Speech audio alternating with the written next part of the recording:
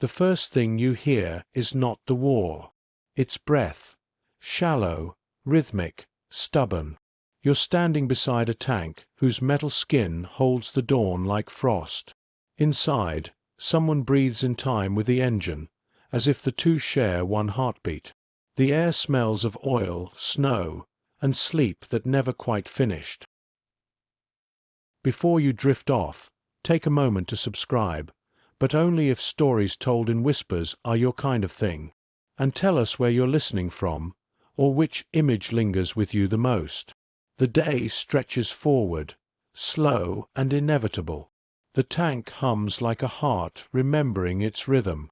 And as the snow begins again, you realize that in this quiet, human world of oil and breath, history isn't something that happens. It's something that waits, inside the people who keep it alive. You're listening to echoes of war. She is bent over the controls, gloved fingers resting on cold steel. The world beyond is frozen silence, a battlefield paused between night and meaning. She doesn't move yet. You watch the soft rise of steam from her mouth, the way it curls and vanishes before it can reach the ceiling of the turret. Somewhere above, the hatch waits for light. She opens it only when the first pale thread of sky appears, cautious as a whisper. Winter exhales through the gap, wrapping her in air that cuts and cleans at the same time. She blinks once, twice, as the horizon wakes, a blurred seam of grey where the sun hides behind its own fear. Now you see her more clearly, Mariya Oktyabrskaya, a name that history will learn to pronounce with reverence and disbelief. She is small beside the machine she commands, yet every movement she makes tells it to live. Her scarf is tucked tight beneath her collar, her eyes fixed on the frozen ground ahead, not as an obstacle, but as a conversation waiting to continue. You can almost hear her thoughts, the quiet inventory every soldier performs before the day begins. Hands, tools, breath, memory. The engine coughs once, twice, then settles into a deep, steady rhythm, not a roar, but a pulse. She closes her eyes and listens to it, her expression half fatigue, half faith. You imagine what it must feel like to start a heart made of metal, to coax warmth from a machine built for cold, to believe, if only for a moment, that devotion can be transferred through fuel lines and bolts. Outside, the camp begins to stir. Men move like sleepwalkers among tents and vehicles, boots cracking the crust of snow. The air is thick with wood smoke, diesel, and the unspoken understanding that this day will ask too much again. Somewhere, a pot clangs against a stove lid, the single sound of home before the world resumes its argument. She climbs onto the turret with a motion that belongs to habit more than strength. From there, the war stretches in every direction, invisible but present, like a smell you cannot name. The trees on the horizon lean eastward, branches black against pale sky, a forest bowing to wind or to memory. Years from now, they will call this courage. They will write her name into pamphlets and speeches, shaping her story into something polished enough to hand to schoolchildren. But this morning, she is not a symbol. She is a woman talking to a machine. Her hands are cracked. Her knees ache from frost. Her breath leaves ghosts in the air that do not linger long enough to haunt her. You watch as she wipes her palms on her coat and traces the letters painted on the tank's side. Fighting girlfriend. The name is both vow and rebellion. It is how she keeps him alive, the man the war already took, whose absence sits beside her in every silence. The tank hums under her touch. Its tracks glisten with a film of frost that will soon melt into mud. She leans close to the hatch and whispers something too soft to hear. You know it's not prayer. It's partnership, the small talk of endurance. Around her, the world begins to thaw. Engines wake. Voices rise. A bird lands on a radio wire, weightless between noise and song. Mariya watches it, the corner of her mouth almost smiling. Then she pulls her gloves tight, sets her jaw, and climbs back inside. The hatch closes. The morning folds around her like a hand. You stand there a moment longer, listening to the engine deepen into its work. There is beauty even here, in this place that should not exist, in the way steam rises like breath from the living, in the way frost outlines every scar the earth has not yet healed. You think about how strange it is, the ways people decide to keep love alive. Some through letters, some through prayer, and some, like Mariya, through engines that refuse to die. Chapter 1. The Letter That Became a Tank. A name written in oil. You begin, as most stories in wartime do, with a letter that arrives too light for its weight. The paper is thin, the ink formal, the folds sharp with someone else's hesitation. You picture the moment before she opens it, Mariya standing by the window, one hand still dusted with flour, the other already knowing. Outside, the world pretends to be ordinary. A cart creaks past, a kettle hums, somewhere a child coughs. Inside, the air has gone brittle. She reads it once, then again, as if repetition might invent another ending. The words are bureaucratic, drained of color. Your husband, Mariya Oktyabrskaya. After that, only the cold grammar of fact. No description of the field where he fell, no map to find the moment back. Just a date and a seal. You watch her sit very still, eyes fixed on nothing, as if stillness might reverse time. In grief's first hour, the body behaves like machinery, switches off everything non-essential until it can bear its own weight. When she finally stands, the room seems smaller, as though it has understood who is gone. Weeks pass in fragments. Neighbors bring bread. Officials bring silence. Mariya counts her savings, then sells what can be spared. A fur coat, a brooch, the small piano that had survived 2 moves and 1 revolution. Money becomes a kind of fuel, something to be converted into motion. She walks through snow to the military office and waits in line among men who smell of iron and regret. When her turn comes, she speaks softly but without pause. I would like to donate the cost of a tank to the front. The clerk blinks, pen hovering. She repeats herself, slower this time, as if translating conviction into the language of forms. He finally nods, stamps the paper, and looks at her the way one looks at an impossible bridge that might just hold. A tank will be built from this decision, from her grief melted down and poured into armor. But she adds a condition. When it is finished, I will drive it myself. The room goes quiet. Outside, snow begins to fall, unbothered by permission. Learning to breathe in iron. You imagine the first time she sees it, a new T-34 standing on a railway siding, paint still damp, tracks gleaming like wet scales. Steam coils from its exhaust in thin white ribbons. She walks around it once, twice, her hand brushing bolts and plates, memorizing the machine's geography. On its side, workers have already painted the name she requested. Fighting girlfriend. She touches each letter as though signing it again. The men watching from the platform exchange glances. Some smile, some look away. They have seen many tanks delivered, none christened like this. Her training begins the next day. The school smells of oil and chalk, a place where theory and sweat trade lessons. She learns the sequence of starting: prime, clutch, choke, throttle, a liturgy of motion. She learns to read the machine by sound, the lazy cough of an unbalanced carburetor, the jealous rasp of a dry bearing, the steady heartbeat of health. Instructors test her patience with condescension, then abandon irony when she answers questions before they finish asking. At night, in the barracks, she writes letters she will never send. The engine caught on the 3rd try today. The instructor frowned, but I think she likes me now. I call her she because he would understand that. She folds the pages, keeps them under her pillow. Paper is the closest thing to warmth. You can almost hear the rhythm of her routine. Wrench, rag, ignition, exhale, a prayer without an amen. The other recruits begin to ask her advice. When the engine stalls, they call for Mariya. When the clutch sticks, they wait for her hands.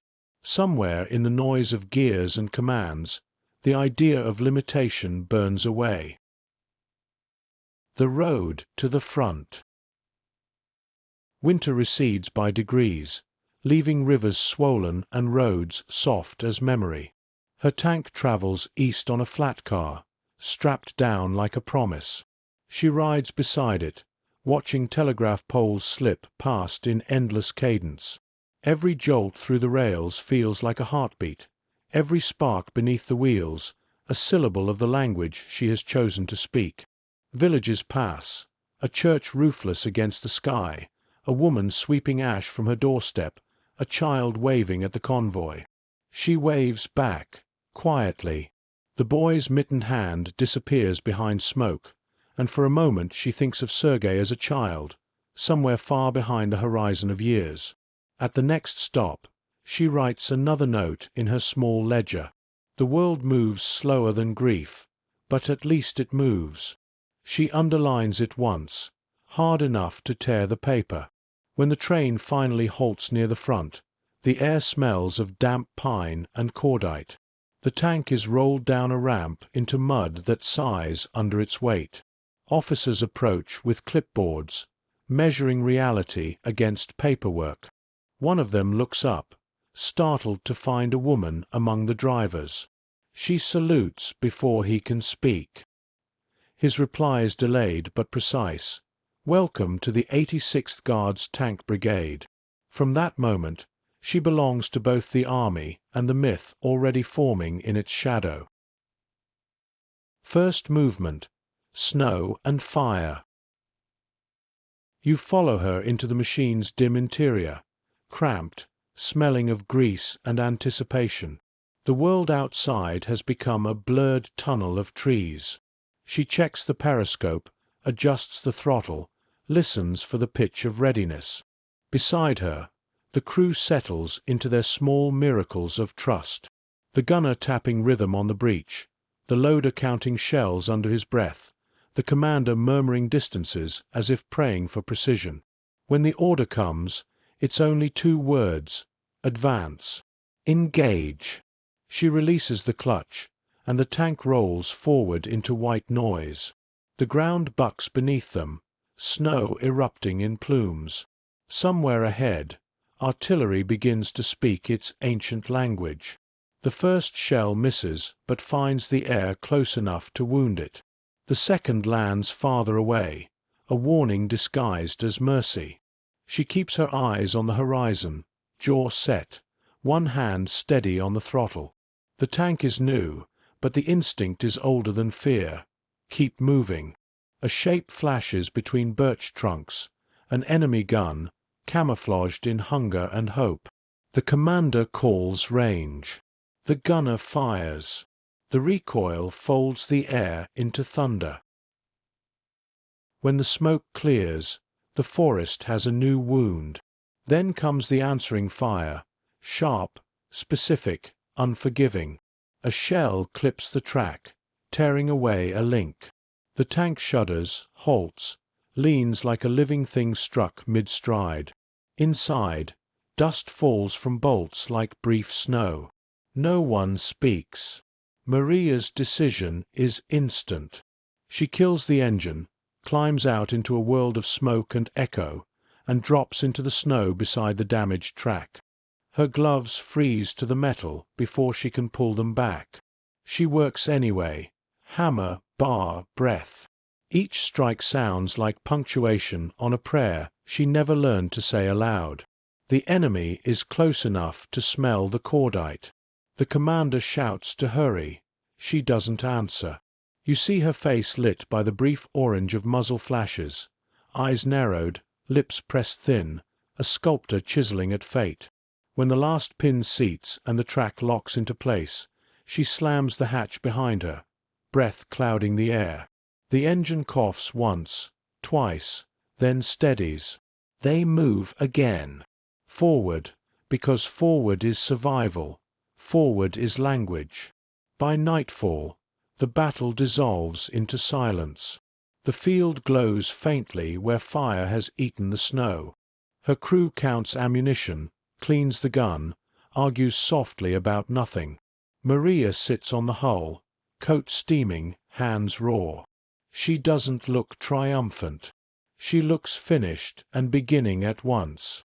Above them, the sky lowers its tired stars. Below, the earth hardens in the cold, sealing another layer of memory. You watch her wipe grease from her palms onto the snow, leaving black prints that look like writing. Tomorrow, someone else will read them without understanding, and the war will continue its long conversation with silence. Smoke and memory. Morning drifts into being like an apology. The horizon is ash and pearl, a faint echo of dawn. You can hear the cold before you feel it, a hush so deep it bends sound. The battlefield no longer looks like geography. It looks like aftermath pretending to rest. Trees stand in awkward silence, stripped to their nerves. Snow falls through smoke, mingling white with gray until they are indistinguishable. You wonder how many times a place can be burned before it forgets its own name. Mariya rises from beside the tank, brushing soot from her coat. Her face is streaked with a black that will not wash out easily. The crew stirs behind her, movements small, reluctant, human. She listens to the engine tick as it cools, each sound a reminder that survival is a kind of repair. You watch her test the weld she made in the dark hours before dawn. It holds. The joint gleams faintly in the weak light, a signature in steel. There's a smell of oil and scorched rubber, and beneath it all, something almost sweet, the scent of metal that's remembered heat. She takes a rag, wipes her hands, and looks toward the horizon. The world beyond is indistinct, soft as breath on glass. Somewhere, artillery mutters in the distance, the slow, habitual anger of war refusing to sleep. Her eyes trace the smoke until it vanishes into mist. You can almost hear the thought behind that gaze. How many more fires will I have to fix before this one ends? The March of the Living Metal. By midday, the brigade is on the move again. Rain falls that isn't quite rain, too thick, too grey, too tired to commit. It mixes with soot and earth to form a paste that clings to everything. Tracks churn it into ripples. Boots flatten it into silence.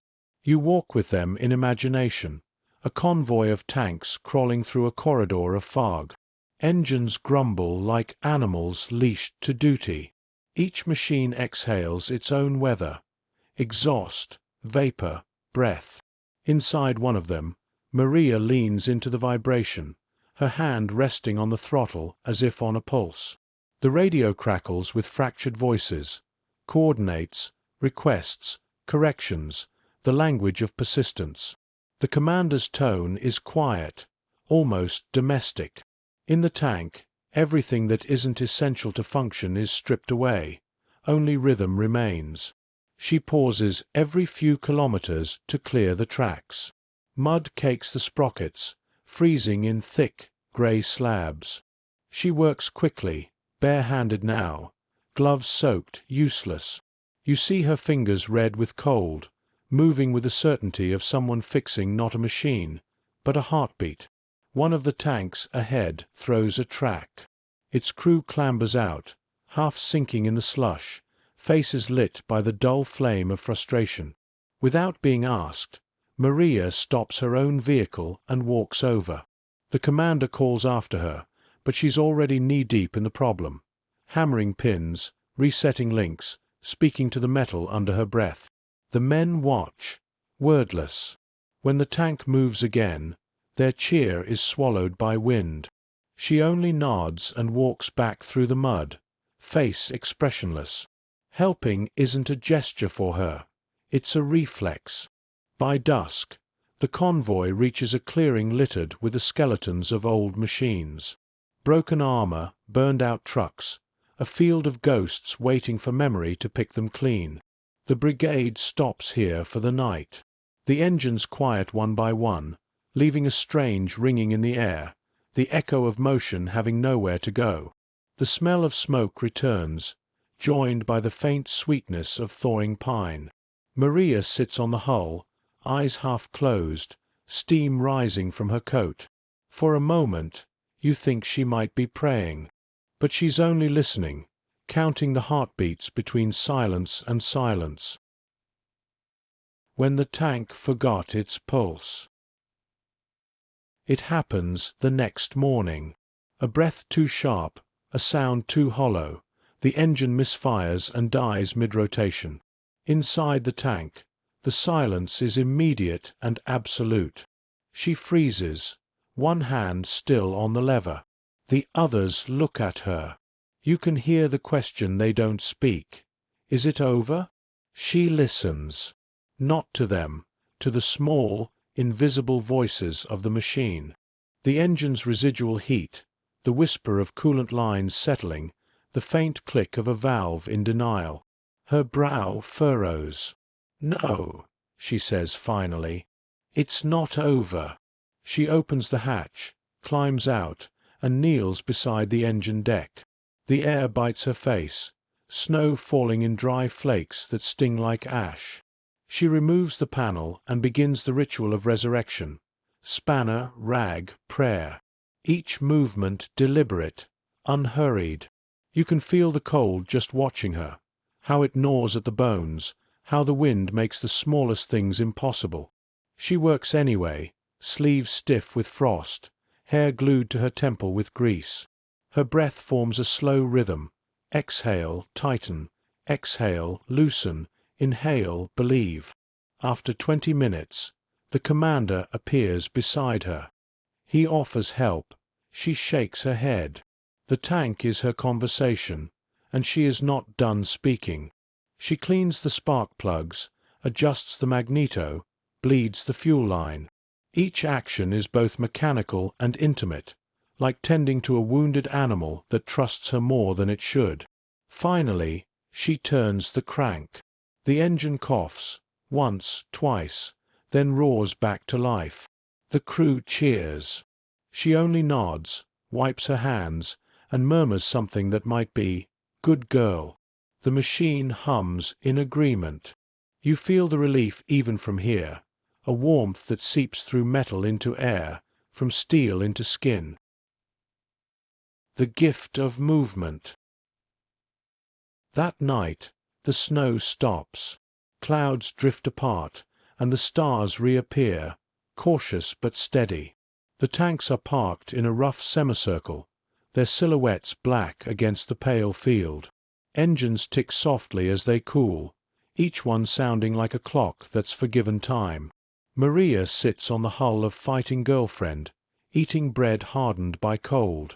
She dips it into tea gone lukewarm and chews slowly, eyes unfocused. The world is quiet except for the low creak of branches and the occasional groan of settling metal. You sit with her in imagination, hearing the slow rhythm of her breath. It's strange how peace feels here. Fragile, undeserved, a brief suspension of physics. Below, her crew sleeps. The loader snores. The gunner talks in his dreams. The commander, ever the sentinel, lies still, eyes closed but alert in the way soldiers learn to rest. Mariya looks at the stars, not for guidance, but for company. One shines brighter than the rest, low in the east. She remembers the night she and Sergei first watched the Perseids together, a summer sky torn open by light. He'd said the stars were iron filings thrown by God's hammer. She'd laughed and told him to watch his metaphors. Now, she smiles at the memory. The sky remains the same indifferent sheet of iron, but she has learned to work with it, to turn that indifference into motion. The tank's surface reflects the starlight faintly, as if the metal itself were remembering warmth. She places her palm on it. "Sleep," she whispers. "We'll need all your strength tomorrow." The tank, obedient, stays quiet. You imagine it dreaming, not of glory, but of movement, of roads yet unbroken. Wind passes through the forest with the softest sigh. The world contracts to simple truths: cold, breath, steel, stars. And in that simplicity, you feel something like grace, the brief, human kind that exists only between battles. Chapter 3: The Baptism of Steel. The silence before impact. The day begins without color. You hear the world before you see it, the low hum of engines idling in formation, the rhythmic pulse of machinery waiting for orders. Snow covers everything, even noise. You could almost mistake it for peace, if not for the taste of metal in the air. Mariya stands beside her tank, her hand pressed to the glassy plate, feeling for the vibration beneath the armor. The engine murmurs faintly, a creature half awake. Around her, men move through mist, shadows carrying rifles, voices muffled by scarves. The smell of fuel and breath mixes into something uniquely alive. She climbs into the turret, each movement precise. The hatch closes, sealing out the cold and the sky. Inside, the light is low, the air heavy with oil and expectation. She runs her fingers along the dashboard. Habit, ritual, prayer. The crew waits, silent. Only the engine speaks, its language a steady promise. The order arrives through static: advance at first light. Hold the road. It's not the kind of sentence that belongs in poetry, but this war has turned every word into one. She adjusts her helmet, glances at her crew. The commander nods. The loader cracks his knuckles and grins a grin meant for courage. The gunner hums an old tune that has forgotten its words. When the convoy moves, it does so slowly, a procession of iron hearts crossing a frozen field. You watch them disappear into mist, their outlines dissolving into pale air. The snow muffles everything except vibration. Each tank leaves behind two perfect scars, parallel signatures pressed into the skin of the earth. For a moment, it feels like time itself has stalled. The horizon blurs. The sound becomes a single tone, part thunder, part breath. And then the first explosion breaks the morning open. The baptism of fire. Light arrives violently. The first shell lands near the lead tank, flinging dirt, flame, and disbelief into the air. You see the shock wave ripple through the formation like a physical thought. Mariya reacts instantly, throttle forward, clutch steady, eyes narrow. Her voice is calm, mechanical. Traverse left. Range 800. The gunner obeys. The tank's main gun speaks once, deep and final. The recoil drives through her spine, grounding her in motion. Outside, smoke blooms, black petals unfolding in slow air. The commander shouts new coordinates. The world reduces itself to math and fire. Another explosion. Closer. The hull rings like a bell made of fury. Sparks rain down through the periscope slit, brief stars dying before they touch skin. The loader curses, adjusts, reloads. Mariya keeps the machine moving, reading the terrain as if it were sheet music she memorized years ago. Left ridge, frozen ditch, broken fence, crater, each obstacle a note in the same grim melody. Through the haze, you glimpse enemy guns dug into the treeline, silhouettes that breathe fire. The gunner fires again, and the forest swallows its own echo. Each shot shortens the distance between survival and story. Each second feels infinite and exact. Then comes the hit, a shattering crack against the right side. The tank lurches. Bolts jump in their sockets. Steam gushes from a pierced hose, filling the interior with ghostly vapor. She coughs once, waves it away, and checks the gauges. Pressure holding. Temperature high, but not fatal. She exhales, a single syllable of relief disguised as air. The commander's voice comes sharp through the smoke. Track damage. Right side. Mariya doesn't hesitate. Hold position, she says, and you hear in her tone the difference between fear and focus. She shuts the engine down, grabs her tools, and climbs out into noise. The world outside is chaos. White ground, black fire, orange light cutting through falling snow. Bullets hiss like rain through trees. She doesn't flinch. She kneels by the track, hands already red from cold and friction. A pin has slipped. The track has loosened. She knows what to do. Wrench, bar, hammer, her trinity.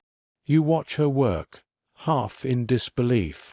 Each strike echoes across the field. Each breath turns to steam before it leaves her mouth. A shell lands nearby, showering her in dirt and sparks. She doesn't stop.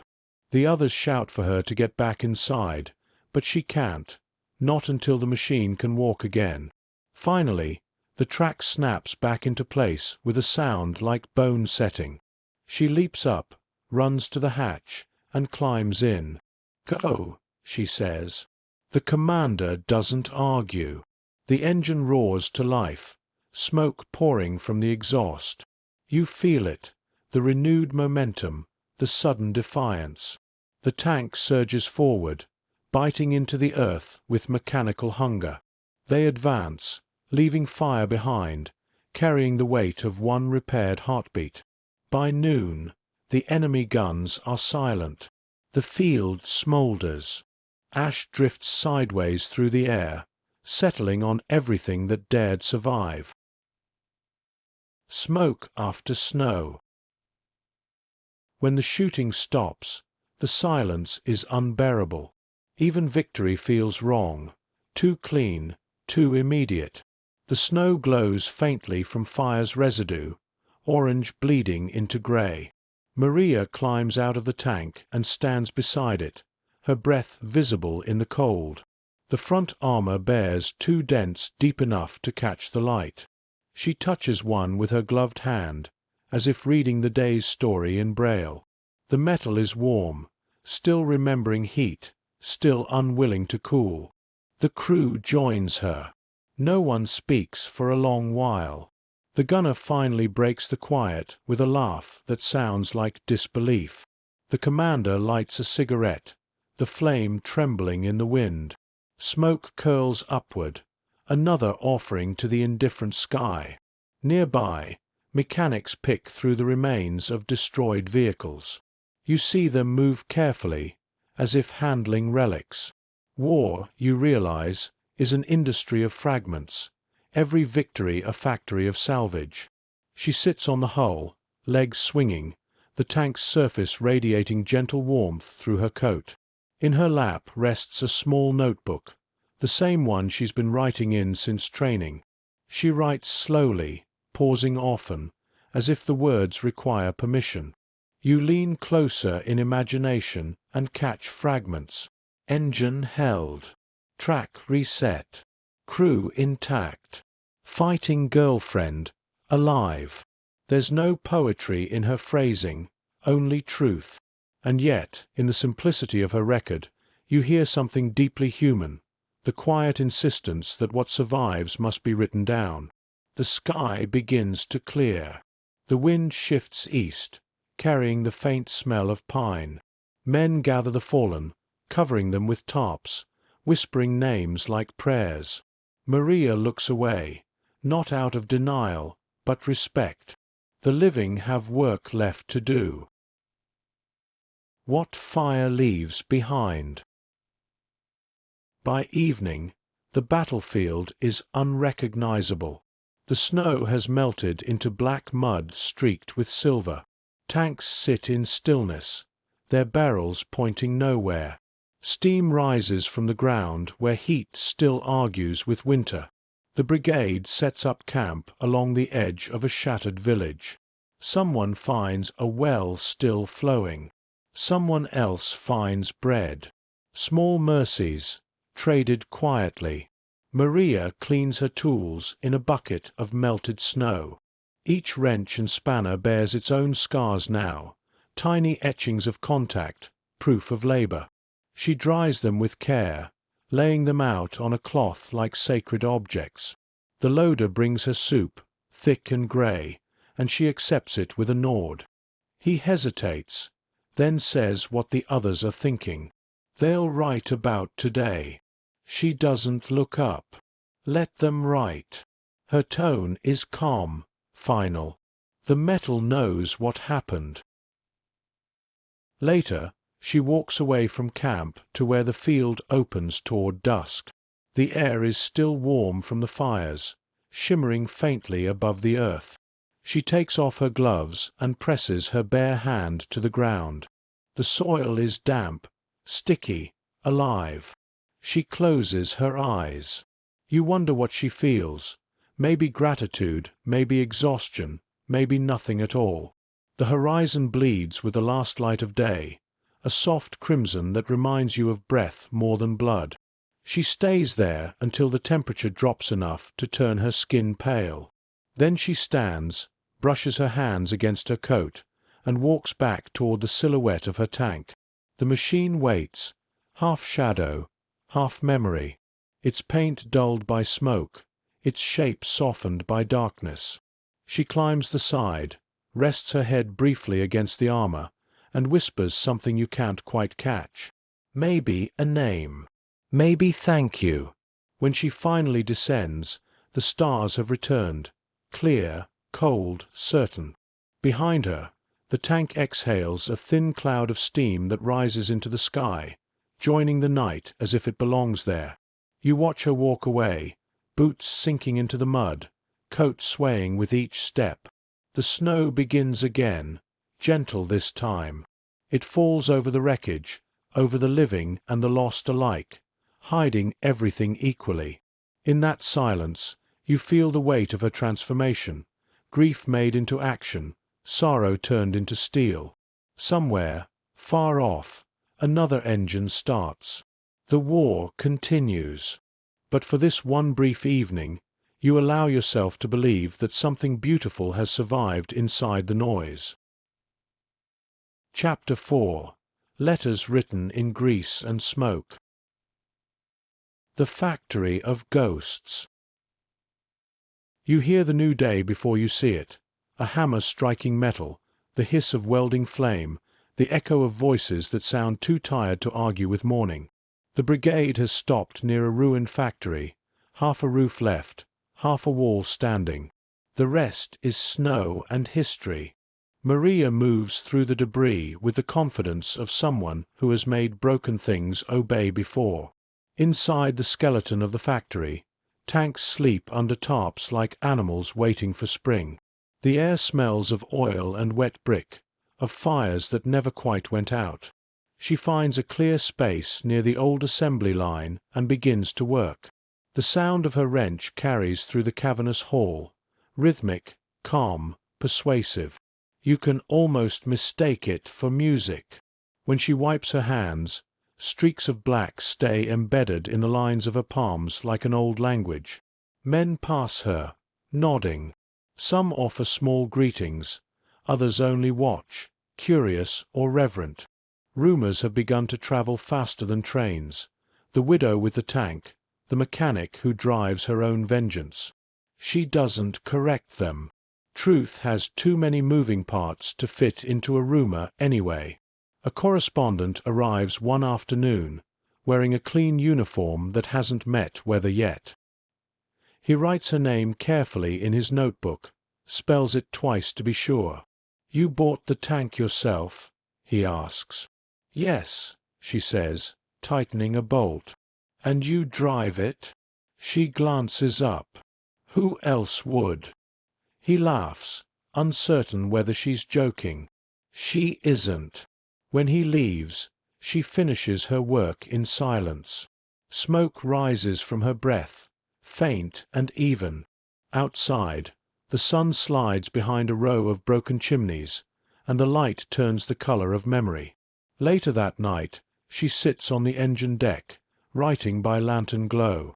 The page trembles with the vibration of nearby engines idling for warmth.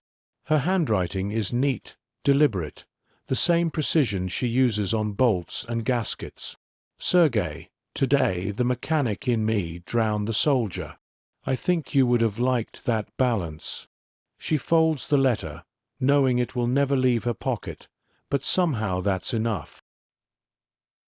Voices in the static. In the small hours, when the snow begins again, she sits near the radio truck with the operator, a thin man with eyes made for listening. He twists the dial until voices appear, scraps of transmission, sometimes music, sometimes a name followed by silence. You hear it too, the strange, lonely sound of a human voice traveling through static. It feels like ghosts trying to remember how to speak. Mariya leans closer, her breath fogging the receiver. She doesn't understand the language of every broadcast, but tone requires no translation. Hope and grief always share the same frequency. At one point, the operator hands her the microphone. She hesitates, then presses the button. Her voice, when it comes, is quiet but steady. To whoever can hear me. The tank still moves. She releases the switch and leans back. The operator stares at her, then smiles in disbelief. That's all. She nods. That's everything, she says. The message disappears into the airwaves, carried by weather, by chance. Somewhere far away, a signalman pauses, certain he's just heard something meant for him. In that way, the legend travels farther than the front line ever will. The letter that traveled without paper. Days become a rhythm. Repair, advance, repair again. The brigade moves through villages that barely exist, roofless homes, walls that hum with wind. Each place smells of smoke, bread, and the long patience of people who've survived too much. One morning, she finds a post box still standing beside a collapsed fence. It is rusted through, the paint flaking, but letters remain inside. Hundreds of them, swollen from rain, frozen together like one long plea. She pries a few loose, careful not to tear them. The ink has run to watercolor. Names blur into prayers. She reads none of them. She doesn't need to. Every letter ever written during war says the same thing. Come back. She takes one, folds it, and slips it into her pocket beside her own. Paper travels better with company. That night, she pulls it out and traces the writing with her thumb. Her eyes close. For a moment, the war feels far away, just wind and fire somewhere beyond the reach of paper. You think about the strange persistence of letters. They outlive the hand that wrote them, the person they were meant for, the place they were meant to reach. In their silence, they become something greater than language, a kind of endurance made of ink. When she falls asleep, the paper stays pressed to her chest, fluttering once with every breath. Even words, it seems, want to feel alive. The price of becoming a story. Spring arrives as an accusation, not a gift. The snow melts into brown rivers, dragging secrets from beneath the drifts. The roads turn to mud, thick and unwilling. Everything smells of thaw, earth, oil, rot. The brigade pauses near a field hospital where tents ripple like pale sails in wind. Reporters appear again, hungry for symbols. They carry cameras that gleam unnaturally in this world of soot and iron. One of them finds her near the tank, wiping soot from the turret. He asks her to pose. She refuses once, then sighs and stands beside the machine, hands at her sides, expression unreadable. The camera clicks, a sound too small for what it captures. Later, he asks her for words. What would you tell the women back home? She thinks, then says, that the engine doesn't care who you are, only how you listen. He blinks, unsure whether it's philosophy or warning. She doesn't explain. Weeks later, the article appears in a frontline newspaper. The widow who fights for Russia's soul. It travels everywhere. Civilians read it aloud in shelters. Soldiers quote it at campfires. The myth grows roots faster than truth can catch up. She hears fragments of herself repeated by strangers, softened, dramatized, simplified. Someone calls her the Iron Angel. Someone else says she laughs in the face of gunfire. She doesn't laugh at all. When her commander brings her a clipping, she folds it in half and uses it to patch a loose panel inside the tank. Let the words serve some function, she thinks.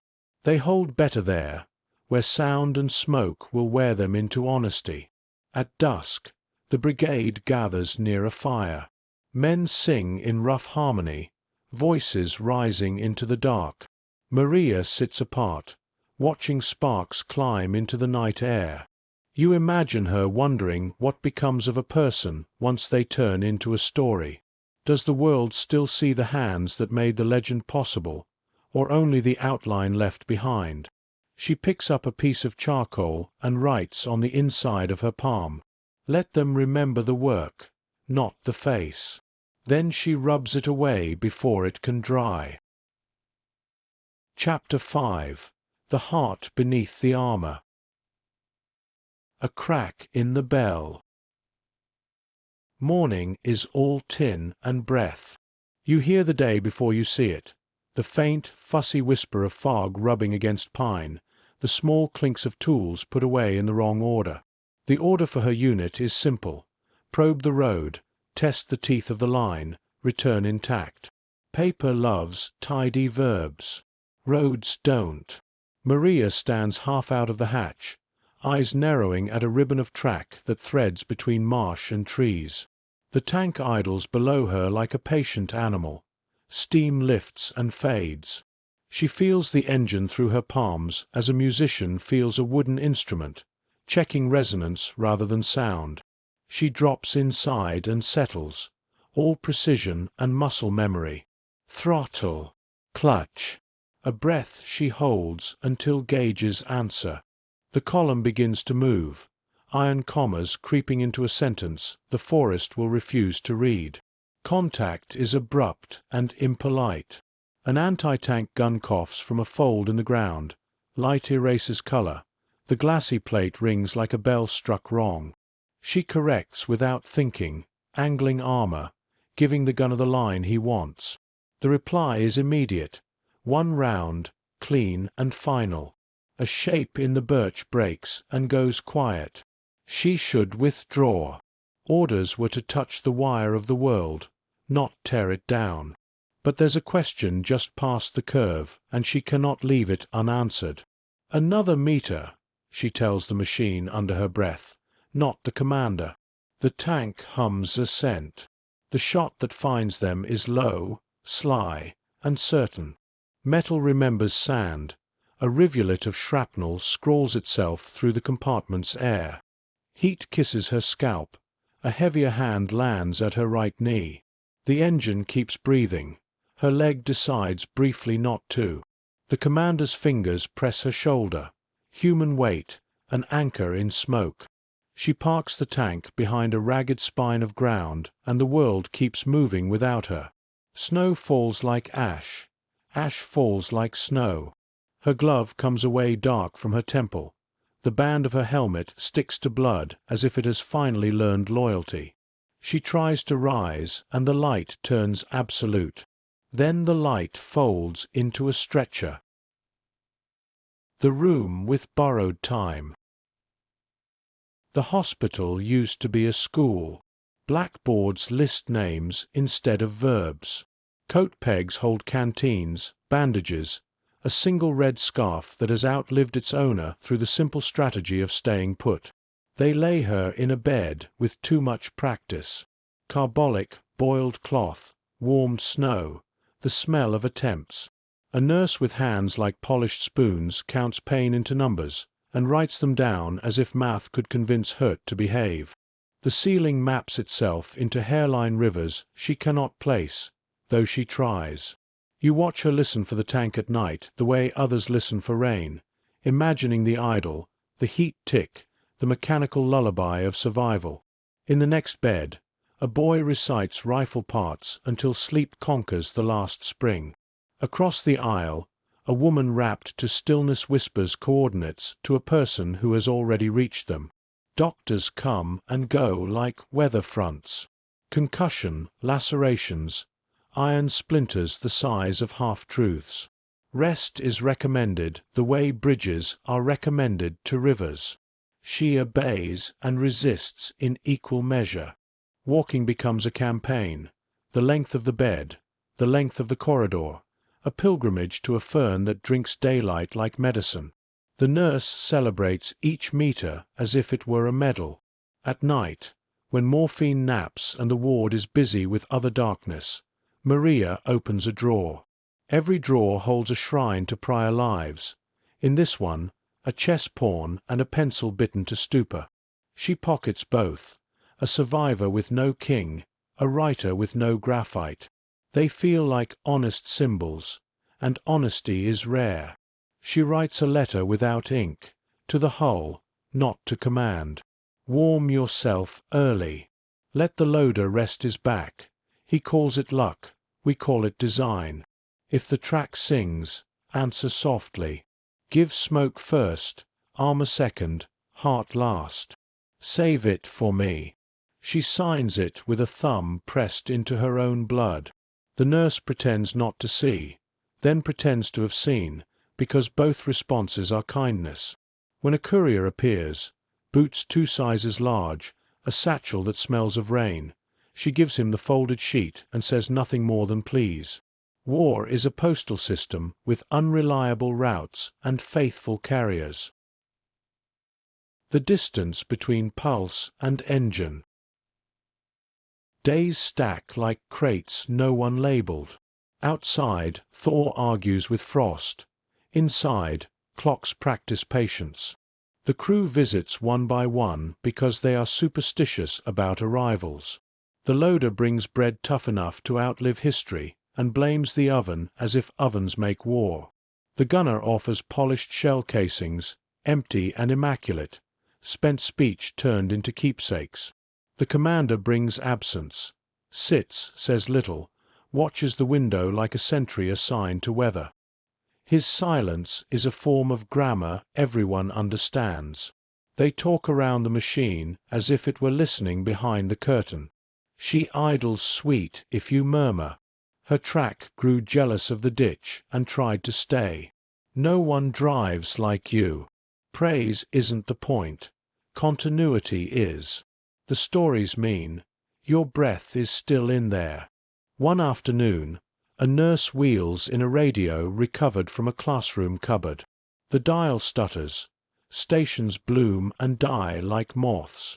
A voice arrives with the tone that explains disasters.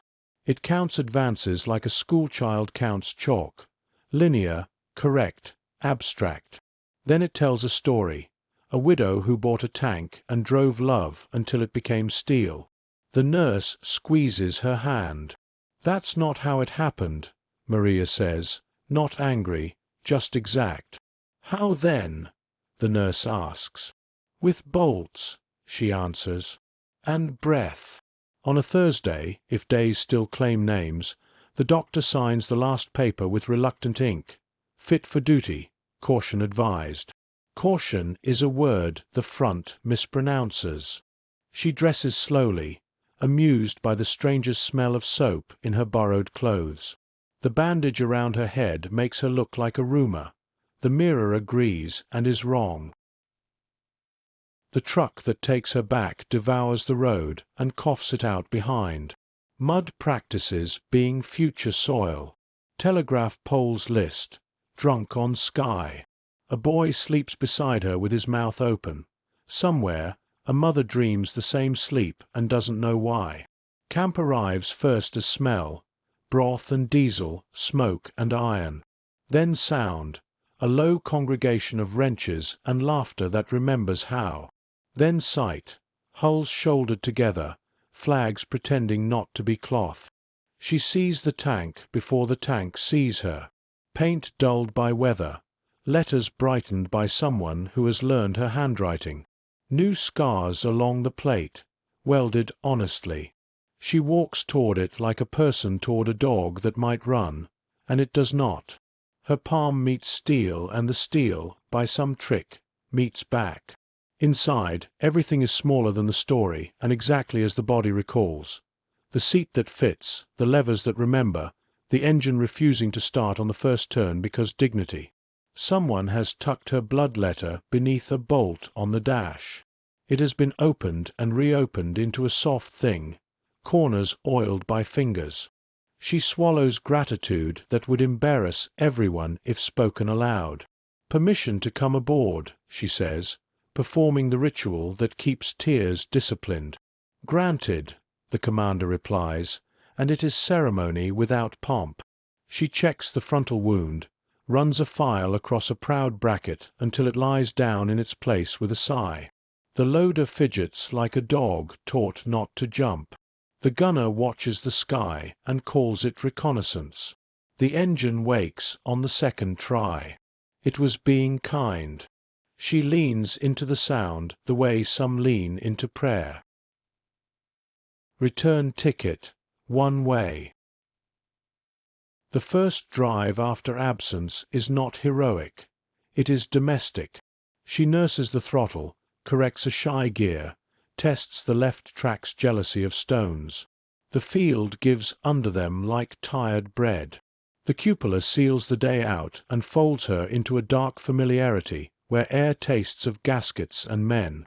You stand with the feeling rather than the scene, the reunion of systems, brain to lever, ankle to clutch, ear to engine note. It is a choir reassembled.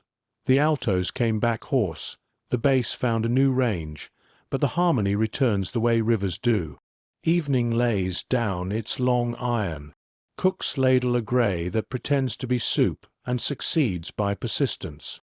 A reporter reappears with a newer notebook and a cleaner story. The commander waves him away gently and points him at another legend who needs the attention more. Mariya inventories tools, the sacrament of returning to one's hands. She lays them out on cloth, spanners with teeth blunted by purpose, a hammer that keeps secrets, a bar that believes in leverage more than luck. Each is wiped, turned, weighed. The ritual is not superstition. It is the reknotting of a rope that must hold. After mess, she walks the line of tanks the way some walk a fence, checking for sag, listening for complaint. At each hull she rests her palm, as if taking a pulse. Men watch without commentary. A few imitate her later, embarrassed by their own tenderness. Back at Fighting Girlfriend, she climbs onto the turret and sits with her boots on the warm plate. Stars come late behind thin smoke. The engine ticks its cooling arithmetic. The camp hums at a lower pitch. Letters written, boots mended, a joke told too softly to be funny but perfectly to be kind. She takes the chess pawn from her pocket and sets it on the hatch rim. A white piece turned the color of hours. She balances the bitten pencil beside it, useless and exact. A wind lifts and fails. Somewhere a fox announces itself to nobody. Down inside the hull, the crew settle. The gunner sighs like a door well hung. The loader says the name of a village in his sleep, as if it might arrive if invited. The commander writes, then rewrites a single sentence and stops, the way officers stop before acknowledging mercy. Mariya climbs down and opens the engine deck once more, just to see heat. It is there, a dark glow that is not light but idea. She places her hand above it and feels what she needed to feel, movement available on request. She closes the lid with a lover's caution. Before sleep, she retrieves the newspaper clipping that called her an angel and uses it to shim a rattling panel. Words do better as work than as mirrors. Inside the turret, the dark settles like a blanket that remembers the shape of shoulders. Her palm finds the bulkhead. The metal answers with patient warmth. Breath and engine find the old meter. You stay with the image rather than the proclamation. A woman seated in a room of steel that learned her name. A machine that agreed to carry a vow. A night that accepts both without applause. Outside, a fine snow begins, the honest kind that doesn't erase, only covers, protecting tomorrow's tracks the way a hand protects a candle so it can keep burning. Chapter 6. The Road Through Names. Mileposts of breath.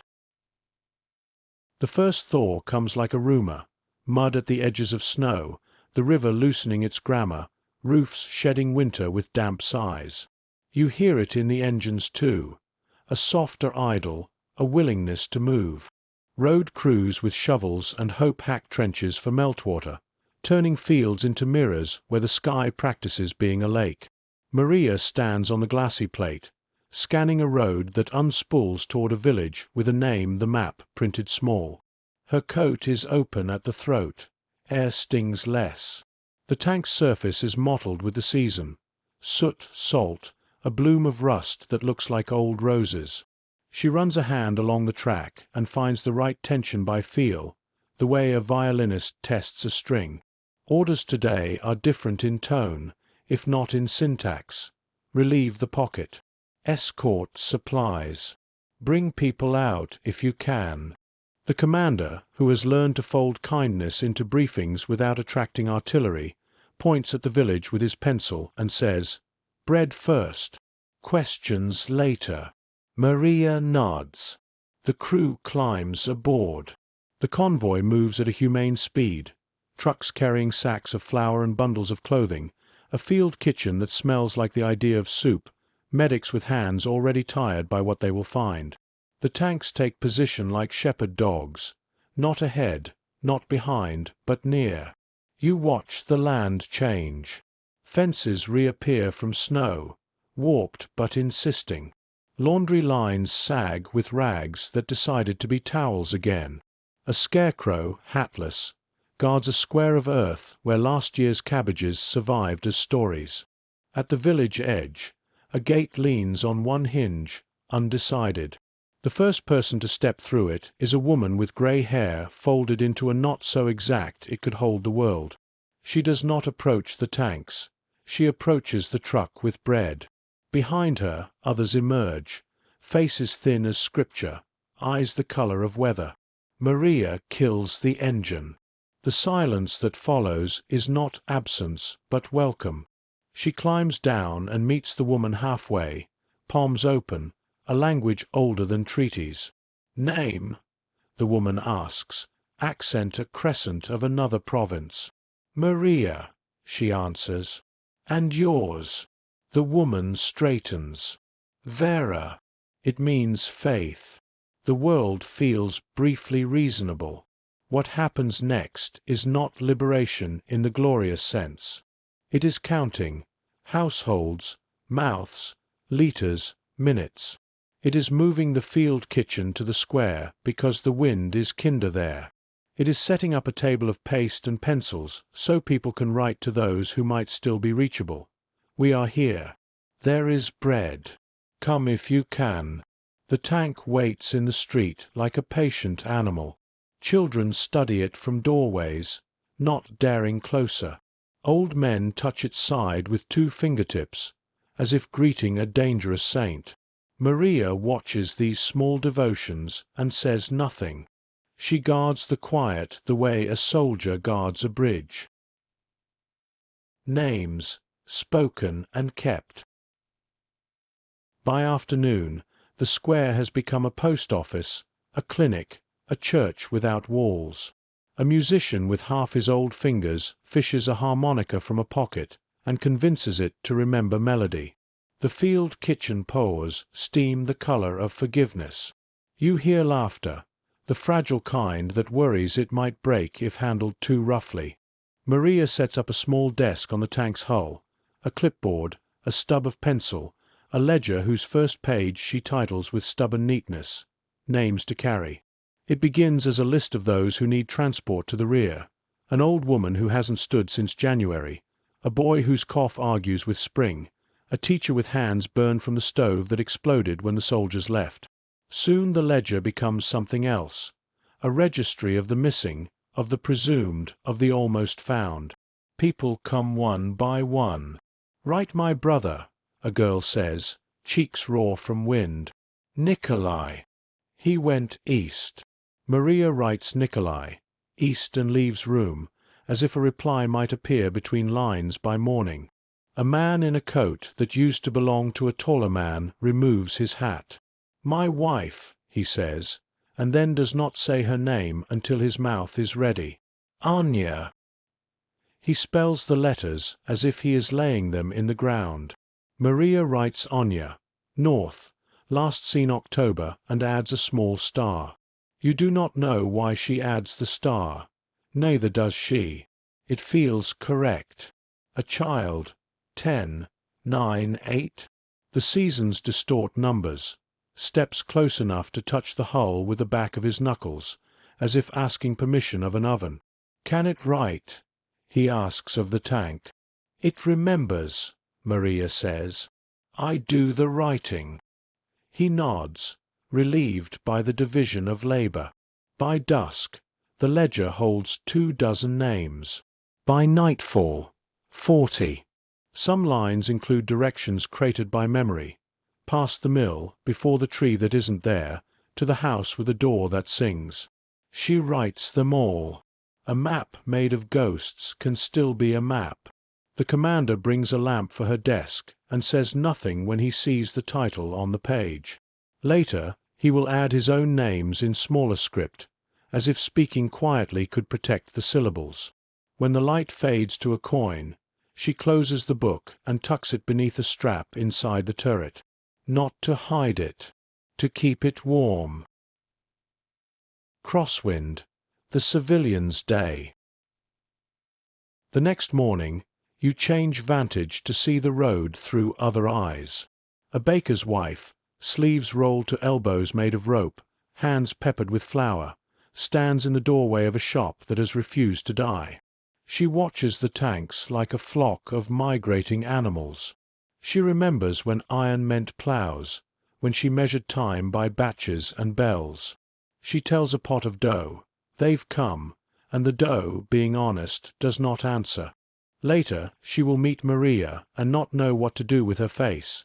A soldier and a woman in the same silhouette. They will exchange nothing dramatic, only a nod that says, "We both keep things alive with heat." A schoolteacher, scarf pinned with a paperclip, steps into the square with a class of 3, the ones whose families could not leave. She tells them to draw what they see for the lesson of the day. One child draws the tank as a house with wheels. Another draws a loaf of bread larger than the church. The third draws the square empty, and when asked why, shrugs. "Because," he says, "it will be again." The teacher does not argue. She writes impermanence on a scrap and folds it into her pocket to remember as if it were spelling. A man who speaks German because his grandmother did brings a tin of buttons. He is saved through 3 requisitions and 2 relocations. He offers them to the mechanics for securing tarps. One mechanic chooses a red one and sews it to his cuff, a small absurdity permitted by spring. The man smiles, tears threatening at the edges of discipline. He has given the army something. It seems to matter. A boy named Semyon tries to count the bolts on the tank's side and reaches 37 before losing his place because Mariya looks at him and smiles. He begins again, counting slower, as if the numbers are shy. When he reaches the end, he announces, 52, and Mariya says, "Good," though she has never counted them that way. Later, in the ledger's margin, she writes Semyon, 52, without explanation. The book will need memories too, not just facts. In the afternoon, a repair is needed that requires the whole village. A power line down across the road like a horse fallen in harness. The tanks cannot pass. The trucks cannot pass. The river will not take them without cost. Men bring poles that used to be flagpoles. Women bring rope that used to be laundry lines, and together they lift the heavy line as if raising a maypole for a celebration no one invites but everyone attends. When the road clears, Mariya writes line lifted in her ledger, as if the road itself deserved to be named. The archive that moves. On the third day, orders fold themselves into urgency again. An encircled village to the south, a bridge at risk of being erased, an ambulance column that must be met halfway. The convoy must move. The ledger is heavy with wet ink. Mariya returns the book to her hull desk and adds a page. Letters to carry. People come quickly now, pressing folded papers into her hands, into the commander's, into the loader's pockets as if pockets were mailboxes. Some are addressed, some only titled for whoever finds this. She stows them in dry spaces, beneath the seat cushion, inside the toolkit lid, under the spare goggles. Every tank has secret compartments. Today they become post. Before she climbs aboard, Vera, the grey-haired woman from the gate, approaches with a jar wrapped in cloth. "Pickled beets," she says, face stern as bookkeeping. "For your road." Mariya accepts the jar like a medal, careful with the cloth, careful with the gesture. "Your name is in the book," she says. Vera sniffs. Then the book is correct. They leave at a pace that respects the people waving and the mud that refuses to be a road. At the village edge, Mariya stops the tank and stands up in the hatch. She reads the names aloud once, not for the villagers who know them by heart, but for the machine. Let it carry the cadence. Let steel remember syllables. Anya, Nikolai, Semyon, Vera, many more. The crew listens without fidgeting, men who have learned that rituals lubricate fate. The column turns south. The road narrows between birch stands that have decided to be elegant again. Ruts fill with water that duplicates the sky. Geese argue overhead about direction. The tank's engine finds a rhythm that makes the frame hum. Inside the hull, letters shift softly, a chorus of paper. At the first halt, a patrol from a neighboring unit signals them to wait. Mines, they say, hands making the shape of danger. Mariya shuts down the engine and the world returns its sounds. A stream under snow, a branch unfreezing, the quiet gossip of men who know too much about distance. Sappers arrive, faces smudged, patience radiating from their coats like heat. They probe the earth with rods the way doctors probe for pain, gentle until they cannot be. One by one, the road's hidden grammar is dug up and erased. While they work, a boy, not Semyon, another, steps from the trees with a wooden box strapped to his chest. He opens it to reveal harmonica reeds salvaged from a broken instrument, arranged like teeth. "Music?" he asks the soldiers. The sappers smile with their eyes. "Later," one says, "when the road learns manners." The boy nods and waits beside Mariya's track, as if music were ammunition to be issued. They pass the mines. They cross the bridge the orders worried about. It holds because bridges are stubborn. They meet the ambulances halfway, exchange soup for fuel, for silence, for thanks. In a roadside chapel without a roof, the crew carries a stretcher for a minute because carrying is what makes people useful. Night collects them at a crossroads where a signpost points in 4 directions with no letters left. The commander circles a spot on the map with a blunt pencil. The spot accepts its circle without comment. The crew eats in the shadow of the hull, steam ribboning upward into a dark that finally feels like evening, not blackout. Mariya opens the ledger by lantern and reviews the names like a mechanic checks bolts after a rough day. Each line holds. None have loosened. She adds two: Mikhail, driver, sapper unit, the one who winked when the mine came up whole, and boy with the reeds, promises music. This is not sentimental. It is maintenance. Stories require lubrication. So do vows. Before sleep, she removes the jar of beets, opens it, and eats 3 pieces with the reverence of a sacrament. She passes it to the loader, who passes it to the gunner, who passes it to the commander, who takes only one and says, "For luck." Luck has never tasted so much like vinegar and soil. You stay with the image the chapter offers instead of a conclusion. A tank at rest, lamp burning a small circle of consent, a woman reading names to steal, letters breathing quietly in the dark, the road ahead a line that means continue. Somewhere a fox barks once at nothing. Somewhere a stove door closes in a house that decided to live. The ledger's pages rustle when the night wind explores the hatch, as if the book is turning itself, keeping watch. The engine clicks its cooling catechism. Breath slows in the hull. The world thins to essentials again: light, metal, air, silence, and to the patient truth beneath the noise. The road through names is not a way out. It is the way on. Chapter 7. Fire on the River Road. River that remembers. Night comes with a metallic smell, the kind rivers keep when winter loosens its fist.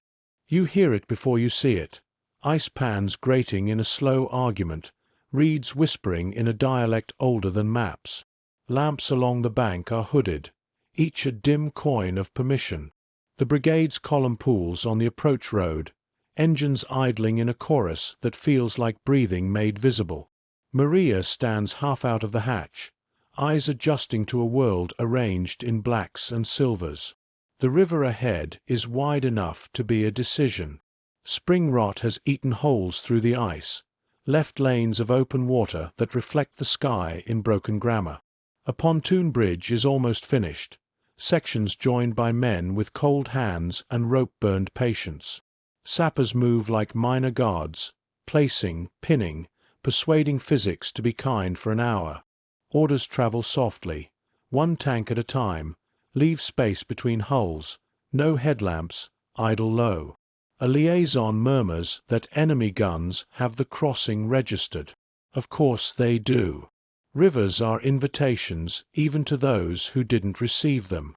Mariya checks the tow shackle fixed at the rear, tests the cable stowed in its cradle. Braided steel, oiled, heavy as choice. Insurance, the commander says. She nods. Insurance is what you call courage when you pack it neatly. You listen to the ice. It doesn't crack so much as complain. A long, brittle vowel stretched over too much meaning. A flare far downstream rises, blooms, dies. The glare leaves green ghosts on the eye. One by one, trucks creep across the pontoons, their beds dusted with flour sacks and fear. An ambulance follows, careful as a prayer. A light machine gun on the far bank coughs once and then thinks better of it. The river, unimpressed, keeps moving. Mariya closes the hatch partway, enough to keep the night's breath out and the world in. The tank hums at a monk's volume. Across the intercom, the gunner whistles 2 notes that used to be a song. The loader taps a shell's brass rim as if to remind it of its future. The commander sketches the bank's silhouette in the air with 2 fingers, then tucks the gesture away. Their turn is near. A sapper raises a hand, then lowers it, the semaphore that means now. Bridge of moving light. The tank rolls onto the pontoons with a careful arrogance of weight that knows itself. Boards complain. Chains lift and settle. The whole bridge flexes, a creature discovering a new spine. You feel it in your own ribs, the transfer, the give, the acceptance. No headlamps. Only the low, foxfire glow of shuttered lanterns at the seams, and the reflex light from the river licking at the hull. The current pulls sideways. Steering becomes persuasion. Mariya holds the throttle steady, left track a shade more ambitious than the right. She keeps her eyes on a dark notch in the opposite bank, a negative star to navigate toward. Halfway, the first shell lands upstream. Sound becomes pressure. Water leaps in fountains. Men on the bridge flatten instinctively, then spring back to their duties because duty is often just the thing you stand up for after flinching. Another shell. Nearer. A curtain of spray. The pontoon under their second road wheel drops an inch, groans, rises. The commander breathes numbers into the intercom that are not range or bearing, just time made countable. A truck behind them stalls. Its driver, afraid to overcrank and set the deck aflame, hesitates a beat too long. The line compresses. The bridge mutters. A sapper leaps aboard the truck, shouts into the driver's ear from 2 inches away, makes the gesture that means trust me. The engine coughs, relents. Mariya's hull reaches the last section. The far ramp looks like safety carved from shadow. Then a flare sears open above the river, turning darkness into an X-ray. Everything is bone and outline. The cable's catenary curves, the men's elbows, the open mouths of guns somewhere you cannot yet point at. Tracer finds the light the way moths find it. The commander calls for smoke.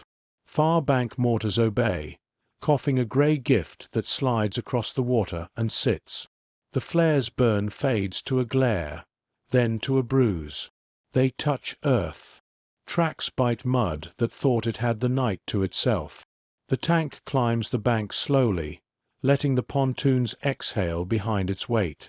A sapper slaps the hull with 2 quick palms. Thanks, blessing, inventory complete.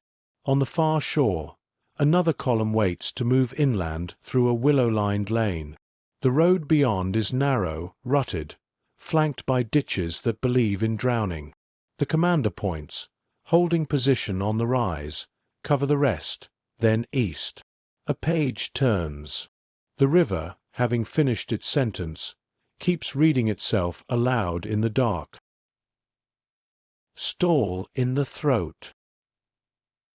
The first tank behind them hits the ramp at a bad angle and chews a gouge into the bank. It recovers, snorts, climbs in a shower of clay. The second follows, polite about weight. The third makes the mistake the earth was waiting for. Too much throttle, too little humility. Its right track slips into the ditch and vanishes up to the return rollers. The left track churns, spiteful. The hull yaws and settles, crosswise to the lane, a cork in a throat. Everything freezes. Bridge traffic halts with that peculiar instant silence that follows a dropped instrument on a stage. The commander's voice is calm. "Tow," he says, as if ordering tea. Mariya is already moving. She angles off the rise, noses around the stuck tank's bow, finds purchase where reeds keep the ground honest. The crew works with the quiet speed of men who have done this in dreams. The loader and gunner jump down with a cable, boots taking water, faces noirs with mudlight. The other crew, embarrassed and grateful in the same tempo, wrestle the shackle into place. Hands slip, curse, recover. Metal meets metal with a clink that feels like punctuation. "Slack," Mariya calls through the hatch. The gunner lifts, the line sags, seats. "Take strain." She feathers the throttle, listens past noise for the cable's first true note, that low, singing hum steel makes when it decides to be serious. "Hold." The stuck tank's driver sets his transmission to the gear Hope prefers, anything that isn't neutral. On the bridge, a sapper wags a finger at the sky, the universal symbol for hurry before artillery remembers we exist. Another flare pops, meaner light this time, shorter fuse. Now. She eases forward. No bravado. No stump-pulling heroics. Just steady persuasion. The tow line lifts, straightens, hums. The bogged hull complains, rocks, then moves a thumb's width. A machine gun on the far ridge discovers them and begins to recite. Bullets patter into the bank in a tight, educated rhythm. Some find the ditch and slap water high. The river applauds without choosing a side. Mariya keeps the throttle at patience. The stuck hull heaves again, gives another thumb, then a hand. Mud lets go the way old arguments do, slowly and all at once. The driver catches the moment and adds his own breath of power. The tow line sighs, slack appears, the cork turns into a bottle again. Off, she says. The loader drops the latch. The cable falls free with a grateful thud. The rescued crew wave without looking anyone fully in the eye. Shame and relief are twins you shouldn't force to greet people. Traffic resumes. A new tank takes the lane's lead with more humility. The bridge sighs. Busy again. Someone notices blood on Mariya's cheek. It turns out to be river mud. She wipes it, leaves a cleaner streak that looks like a stripe. You feel something loosen in your own lungs. Tow cables are practical theology. Light that moves.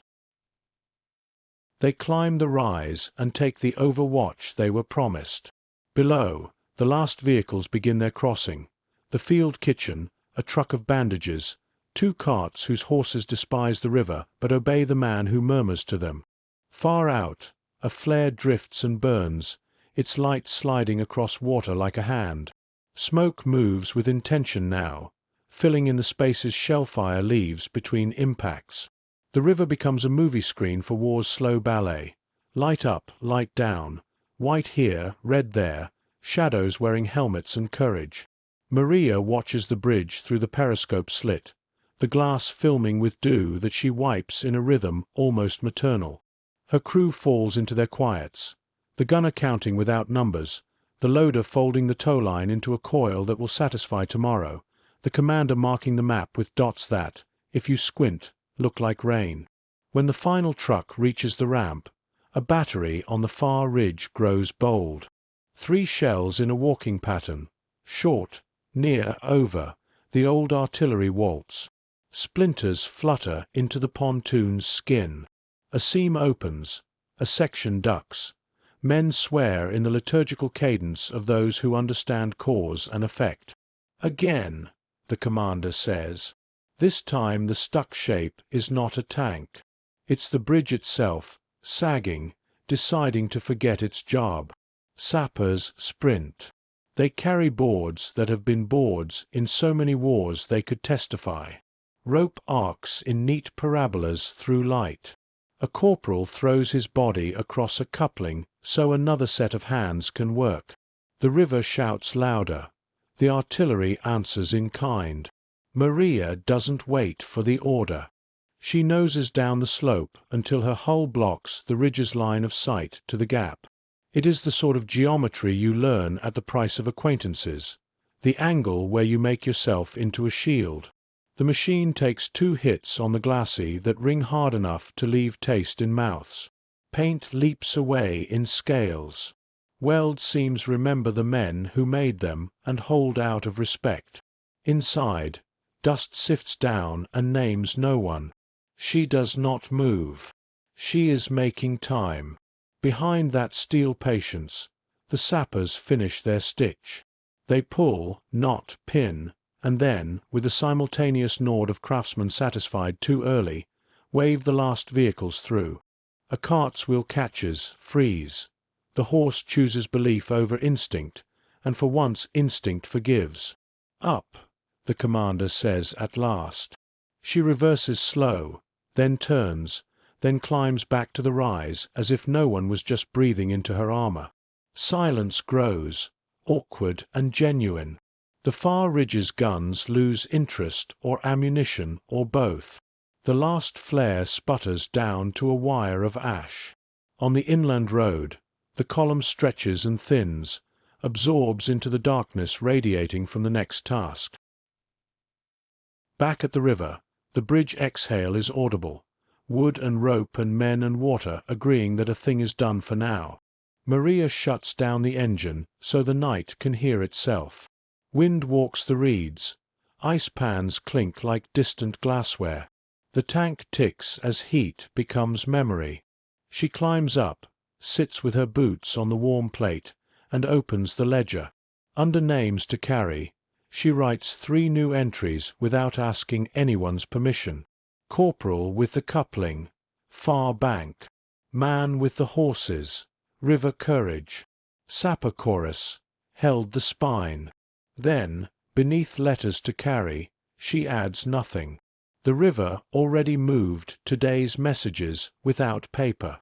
The loader offers the last slice of black bread. She breaks it into 4, then into 5, because night is also hungry.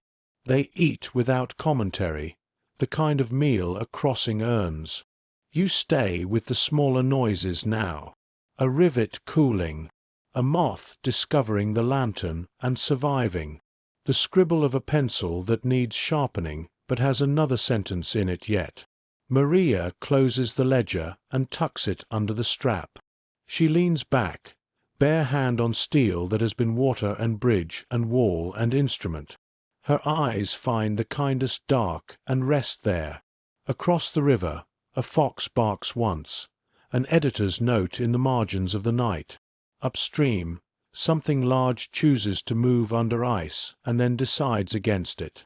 Downstream, a sapper lights a cigarette and shields the ember with his palm, which is the same gesture you make over a candle when you want it to go on a little longer. The brigade will move east before first light. The river will continue not caring in exactly the noble way rivers don't care. But the road has a new fact on it now, a crossing that held because people held, a stuck that wasn't because patience made it otherwise. The tank cools to quiet. Breath slows. Light withdraws its fingers from the water. You understand, in the plain words the night prefers, that sometimes the war is not won by force. Sometimes it's won by weight carried well, by lines pulled true, by waiting long enough under fire that someone else can finish their knot. When sleep arrives, it comes like a fairy, slow, steady, leaving a wake the moon can read.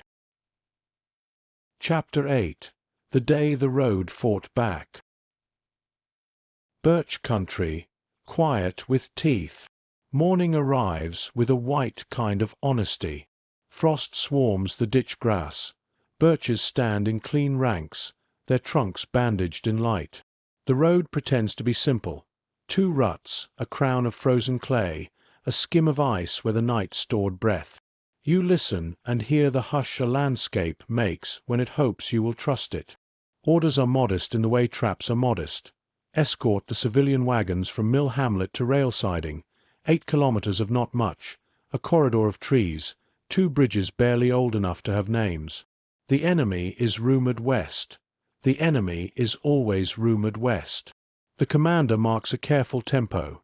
Tanks leapfrog as sentries, trucks in the middle, wagons with children's blankets and water barrels near the field kitchen. The medic truck rides last, because endings like to keep an eye on beginnings.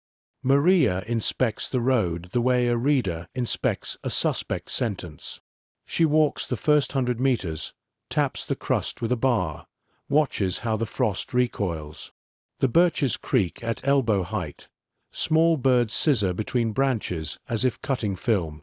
She kneels, palms flat on the frozen clay, listening for the shallow rattle of buried metal. Hears only the faint subterranean gossip of water turning over in its sleep. "Careful ground," she tells the commander. He nods. Careful is a word roads enjoy proving wrong. Engines crackle to life in a thin, disciplined line. The column moves at a human pace, the kind you can walk beside without resentment. You watch children's boots appear and disappear beneath wagon curtains, a flash of wool, a braid ribbon for no audience. A man leads a cow whose patience is a theology. A woman carries a kettle like a standard, as if water might be persuaded by ceremony. For a kilometer, the day holds. The road behaves. The trees mind their edges. Then the wind shifts, and the quiet shows its seams. A raven lifts straight up and hangs, the punctuation you were waiting to notice. Mariya's hand stills on the throttle. She narrows her eyes into the birches and sees what the road meant all along. 2 fresh scars across the crown where ruts do not naturally fall, a patch of dirt too eager to be ordinary, a log where no logging is done. "Stop," she says. The word is small and absolute. The column exhales into silence. Men look where she looks and see the same sentence in the bark. The first bite. Minds don't declare themselves. They prefer the pedagogy of demonstration. The sapper squad pads forward, poles balanced like fishing rods for a river of iron. They kneel and listen with their hands, learn the pitch of deceit. After a minute that lasts 3, a corporal raises 2 fingers, then shows his palm. Double, pressure plus pull. Crude but sufficient. The ditch on the right holds the wire like a rumor. Mariya angles fighting girlfriend across the road at a diagonal, armor presented to the probable noise. She leaves room behind for wagons to reverse if air becomes argument. The commander lifts the field glasses and speaks locations as if coaxing a skittish horse. Stump, 6th birch, left of the log's far end. The gunner steadies the barrel like a thought that must not tremble. You hear it before it happens, a click disguised as a twig under boot, the throat clearing of calamity. A sapper freezes mid-kneel. His partner's hand lands on his shoulder, weight and instruction. The wire tightens the way a story tightens. "Down!" the commander shouts, and the road becomes an adjective for light. The first blast licks the crown, tossing clay and cold leaves. The second, chained, throws itself at the angle where Mariya has parked her doubt. It hits oblique, flares, slaps the glacis with a hot hand that leaves soot and a dent shallow as a lesson. The tank absorbs it with the dignity of mass. Shouts. Smoke finds the birches and fingers them black. The wagoners crouch behind wheels made of arguments with winter. The cow, philosopher, chews. Mariya is already moving. She drops the hatch, feathers throttle, pins the nose of the tank into the wounded crest, and lets weight teach the road manners. Metal meets concealed metal. Her treads press, snap, unhook, flatten. The sapper corporal glances up and sees his job becoming possible at last. But ambush is never punctual. It shows up in twos. From the left flank, where the birches look least guilty, a burst of MG chatter saws the air tidy. Bullets stitch the wagon canvas in obedient rows. A bucket dies loudly. The loader swears in a language that knows better than to ask permission. The gunner lays into the tree-lean with short, respectful bursts, punctuation, not paragraphs, trimming wherever the muzzle flash bragged a second ago. "Civilians back," the commander calls, arm out like a crossing guard to a school that forgot its bell. Drivers reverse, wheels finding ruts with the miracle of muscle memory. A child laughs because fear can be a joke when you don't recognize its setup. A woman sings 2 notes without knowing she has sung them. The cow judges no one. A shape darts from birch to birch, another MG nest relocating by the antique method of human legs. Mariya slews the hull 5 degrees and edges forward, offering the barrel a better sentence. The gunner inhales, presses, exhale becomes steel. Bark explodes into consonants. The shape chooses not to be a shape. Silence returns in shards. The sappers do their measured violence. Wire cut, charge lifted, second wire cut, the nasty intention neutralized and placed aside like a snake in a jar. The road, chastened, resumes pretending to be a road. Bridge, the commander says, chin forward toward the next horizon bight. Bridge, Mariya repeats, which is also to say, we are not finished. Ditch logic. The bridge is a plank affair over a ditch dignified enough to call itself a stream. It can carry a wagon, a truck that minds its manners, a tank only if the saints take an interest. Today they have business elsewhere.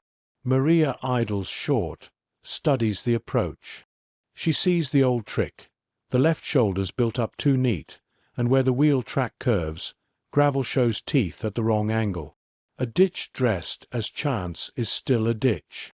Left's a liar, she tells the intercom. Right is pride and will collapse when flattered. She's not being poetic, she's translating the road. Behind, the wagons stack like thoughts lined to speak.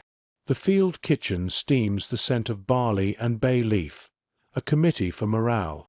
The medic truck's canvas breathes in and out with the wind, which feels like a person reminding himself not to cry. The plan, such as plans are, tanks cross first, straddling with care. Trucks follow at single, quiet intervals. Wagons last, hand-guided with ropes, foot by foot, each foot a consensus. The first tank goes. Boards complain, but boards are old soldiers. The second tank follows with perfect second-child humility. Mariya takes the third slot because the day likes symmetry and because the commander trusts her to hear Wood's intentions. She noses on, tracks feather spread, weight distributed as a good lie. The bridge accepts her politely. Halfway, mortars begin to walk the birch line again. Not precise, not lazy, a stepwise inquiry into souls. The commander says, proceed, the way doctors say, this will sting while already stitching. On the far bank, a truck hesitates at the approach, haunted by arithmetic. Its driver chooses throttle where caution wanted clutch. The nose dips, the rear shifts, the bridge clears its throat and says no. Down cable, the commander says, and it is no longer an order so much as an inheritance. Mariya takes her angle, a geometry rehearsed at rivers and ox-cart crossings. The gunner and loader are out in oil seconds, cable drawn like a line whose grammar you trust more than your own. They hook the truck's frame, fingers numb, breath available in visible units. Take strain. Her wrist learns the new resistance, translates it into motion. Boards squeal, then behave. The truck's rear wheels climb shamefaced onto narrative. Off.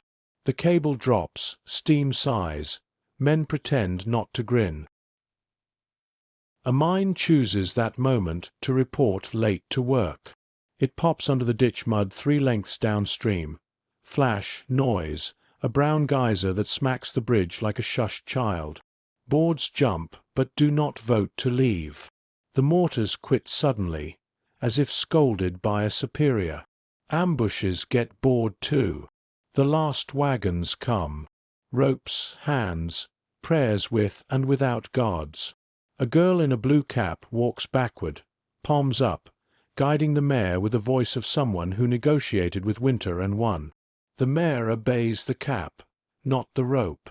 Mariya watches, adds blue cap to her mental ledger without quite knowing why.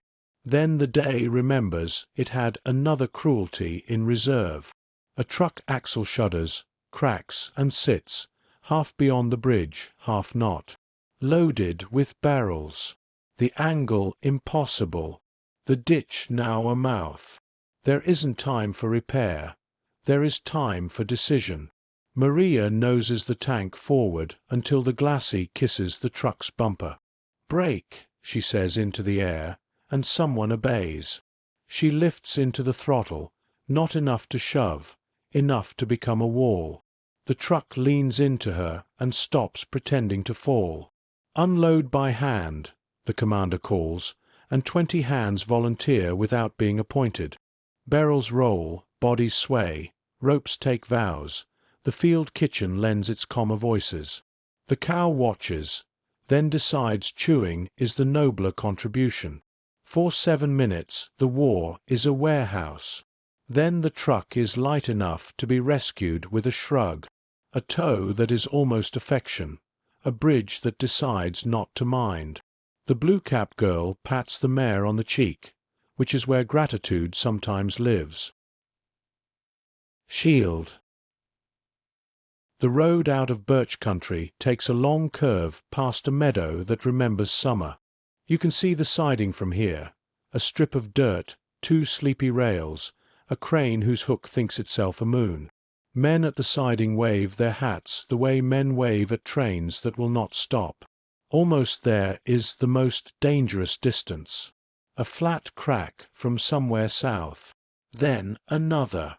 Sniper or a careful MG. Teeth polished. Bullets find the canvas skin of a wagon and instruct it to become ribbons. The mare bolts. The blue-cap girl holds, nearly lifted, then lands anger first and recovers. 2 shells fold into the meadow like bad weather. Screen, the commander says. Mariya is already between the wagons and the carelessness. She pivots, presents armor, eats small rounds with the disinterest of doctrine. The gunner needles the trilene with exact commas. The loader breathes in a count that makes accuracy a domestic chore. A third muzzle somewhere higher up learns shame under returned attention and chooses to leave. Still, fire continues.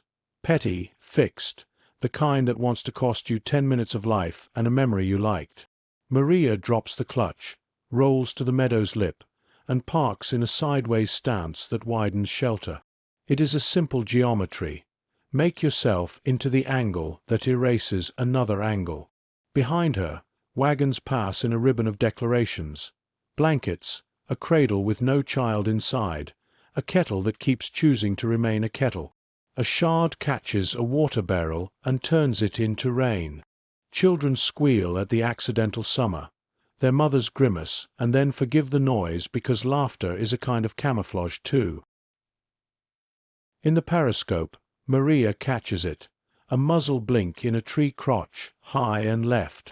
She says nothing, only tilts the barrel and touches the trigger like a doorbell. The tree remembers gravity. The muzzle remembers regret. Then the ambush does the thing all ambushes must. It decides the bill is due elsewhere and breaks contact with the sulk of thwarted plans. Sound slopes away. Leaves drift down in small, astonished applauses. The siding receives them at last. Men jogging out with wagon poles and brisk competence. Someone hands Mariya a tin mug of something resembling coffee. Someone else salutes with the shy enthusiasm of a person who doesn't usually salute women and has discovered he likes the way it feels. The commander completes a form on his knee with a practiced parody of bureaucracy under fire. At 10:12, contacted. At 10:28, cleared. Casualties. Minor. 1 barrel promoted to cloud. Bridge counseled and compliant. He signs with a pencil that will outlive 3 more reports and then split with dignity. Mariya walks the length of the column as it dissolves into siding activity. She checks faces for the chapter they just turned. The blue-cap girl meets her gaze, lifts her chin and says, 52 bolts, apropos of a memory you were not present for. Mariya smiles and nods once, the ceremony of equals. 52, she agrees, which is to say, you were there, I saw you, the road kept your name. Before the tanks turn back, she opens the engine deck to smell the heat and be smelled by it. She tears a piece of bread in 4. The cow earns a 5th with unarguable eyes. She writes 2 lines in her ledger against the warm armor, pencil on cloth-covered knee. Birch country, road with teeth, taught manners. Shielded wagons, weight used well. You stay with the image the day offers instead of any speech about heroism. A tank standing sideways to the trilene, paint scorched into a new grammar. A woman with grease on her knuckles, passing a mug back to a man who forgets to take it. A blue cap moving away, head high, as if roads can be persuaded by hats. The birches resume their white attention. Wind lifts the ribbons of torn canvas and lets them fall. A raven decides the sermon is done and flies east. Engines turn toward the return route, now acquainted with the road's tricks. Tracks print proof into clay. The day, chastened, lets them go. Chapter 9. The Last Advance. The line that learns to move. Dawn comes iron gray, then decides to keep it. You hear the day assemble itself, tank engines catching in uneven chorus, trucks coughing their way toward usefulness, sappers tapping stakes into thawing clay. A headquarters flag lifts and fails in the small wind, like a breath rehearsing. Orders expand until they feel like weather. The brigade will fold into a larger fist, infantry forward in ragged waves, guns echeloned, armor to cut where the line begins to fray. Names of villages you haven't seen since winter return to the map with arrows attached. Someone says breakthrough with the sober face such words require. Mariya stands on the glassy plate, looking down the column as if reading a sentence too long for the page. The tank wears spring like a second paint, dust on the shoulders, a green touch along the welds where moss experiments with courage. She checks the track pins with that half-turn of wrist you recognize now as her signature. Each holds. The loader hands her a rag without being asked. She wipes the periscope glass until the world sits obediently at the far side. The commander runs through the day's geometry. Left hook through the birches, farm track as cut line, ridge for overwatch, hold, then drive. He taps his pencil twice against the map's margin, the ritual that has become prayer. You feel the front gather, not with bravado, but with the uneasy coordination of many intentions. It is the sensation of a river deciding to go faster, the banks pretending not to notice. At H-hour -5, a courier trots down the road with a satchel of letters he won't have time to deliver properly. He flings them like small birds. One catches against Mariya's boot, skids, and rests. She stoops, pockets it. The ledger will have room for one more line tonight. Engines throttle up to the pitch that means commitment. A line of smoke raises itself along the horizon and pretends to be cloud. The ground shakes the way a hand shakes when it signs something that matters. "Ready," the commander says. She is. Break the thread. The first minutes are motion and restraint. Tanks move in pairs, then split. Infantry keep the ruts honest. Artillery lays a woolen blanket of sound 3 fields wide, then tugs it forward in careful fists. Mariya keeps fighting girlfriend in the second rank, where the cover is good and the choices are many. She drives with that slight lean forward that makes the hull seem to listen more carefully. The gunner calls ranges in a voice that could tune clocks. The loader sweats methodically, a man dedicated to the theology of readiness. The commander's hand rests on the turret rim, not for balance, for connection. You watch the landscape pass in pieces, a fence that decided to stand, a well roof flung 2 fields away, a scarecrow still at his job, his arms full of invisible birds. Cows, scandalized by doctrine, refuse to panic and by example teach men how. Contact comes as a collection of small certainties, a muzzle blink from a thatch roof, a tracer's scritch across the lane, a crack that chooses the space behind the ear and lives there. The unit answers without drama. The first nest goes quiet under a sentence of shells. The second changes its mind about courage when a pair of infantrymen discuss it closely with grenades. Past the farm track, the ground humps into a low rise. The lead tank crests, then dips, a motion too sudden to be topography's idea. A string of mines, under snow and malicious care. The driver saves the hull at the cost of a track. The machine sits sideways, embarrassed by physics. "Toe," the commander says out of habit, then bites off the word. The minefield decides the manners of every verb today. Mariya does not angle forward. She angles left, finds the seam between old furrows where the farmer ploughed prudently last spring. Probable safety is still safety when chosen properly. The gunner sees it first, a low, boxy shadow at the orchard's far edge, gun shield bandaged in brush. "Pack," he says, and the word snaps everyone to their best selves. The commander's hand moves fast, elegant, traverse 2 points right. 850. Upper plate. Mariya steadies the hull against a rut that thinks too highly of itself. The gun barks not loudly but well. The shield leaps in surprise. The box behind it makes up its mind to be flame. Somewhere beyond that, another gun decides to have a say. The shot is clean, professional, late to the argument. It goes overhead with a hiss a man might envy if he were made of metal. "Ridge," the commander says, chin to the left, and the platoon flows that way. A fold, a dip, a lane that wanted to be a stream. A second line of defenses shows its teeth. Logs, wire, a trench embarrassed to be caught without roof. Infantry weave through, bend wire, throw boards, become shapes that blur under smoke and stay human anyway. The brigade's voice rises across radios and mouths. Encouragement, corrections, the inventory of necessary miracles. Mariya holds the hinge point at the ridge's toe and makes the far slope a hard place for bullets to live.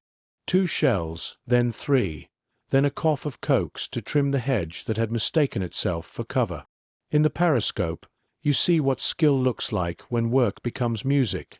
Not louder, truer. The line breaks where lines always do, at the point made by persistence. Not a rout, a reconsideration. "Forward," the commander says. The word is work, not poetry. She gives it honest weight. The hit that remembers. The final village is a thumbprint of houses, a church with a bell that forgot its sound, a pond that keeps last year's leaves for company. The brigade's arrow leans through it, as if drawing a new sentence across a page that had been used for a different story. Mariya noses into a lane where lilac hedges dream of June. The blossom buds are hard and green, brave fools. She scans left, right, up, windows blank, doorways tired, rooflines meaningfully unconvincing. The street smells of wet wood and old smoke. A truck lurches from behind a shed and dies again, the driver waving his hat sorry at the world. She threads past without touching, the way a violin bow clears the bridge by habit. Then the square. Open ground with opinions. A fountain that is a hole, a statue stump with no man on it. On the far side, a low wall, behind it, the suggestion of armor, not hers. "Hold," the commander says. She breaks the mouse into stillness, lets the hull settle the way big animals settle before deciding whether to charge or yawn. The first hit arrives from the oblique, a bright, brief sermon against the right front plate. It doesn't punch through. It writes its name on the paint in heat and anger. The name fades even as you look. "Right there," the gunner says. She shifts a hand's width. 1 shot, adjusted. A second that says this time, the third only to be sure. The suggestion behind the wall stops, suggesting. The second hit is the one the chapter was always walking toward. Longer barrel, lower posture, clever angle. Across the square from the left, where the bell tower's shadow falls even in noon. It strikes the side armor hard and inward. Air becomes sand. You taste pennies that are not in your mouth. Inside, 6 things happen at once, and none of them volunteer to be the cause. Dust shakes down in private weather. The loader curses, the kind with syllables you can count by.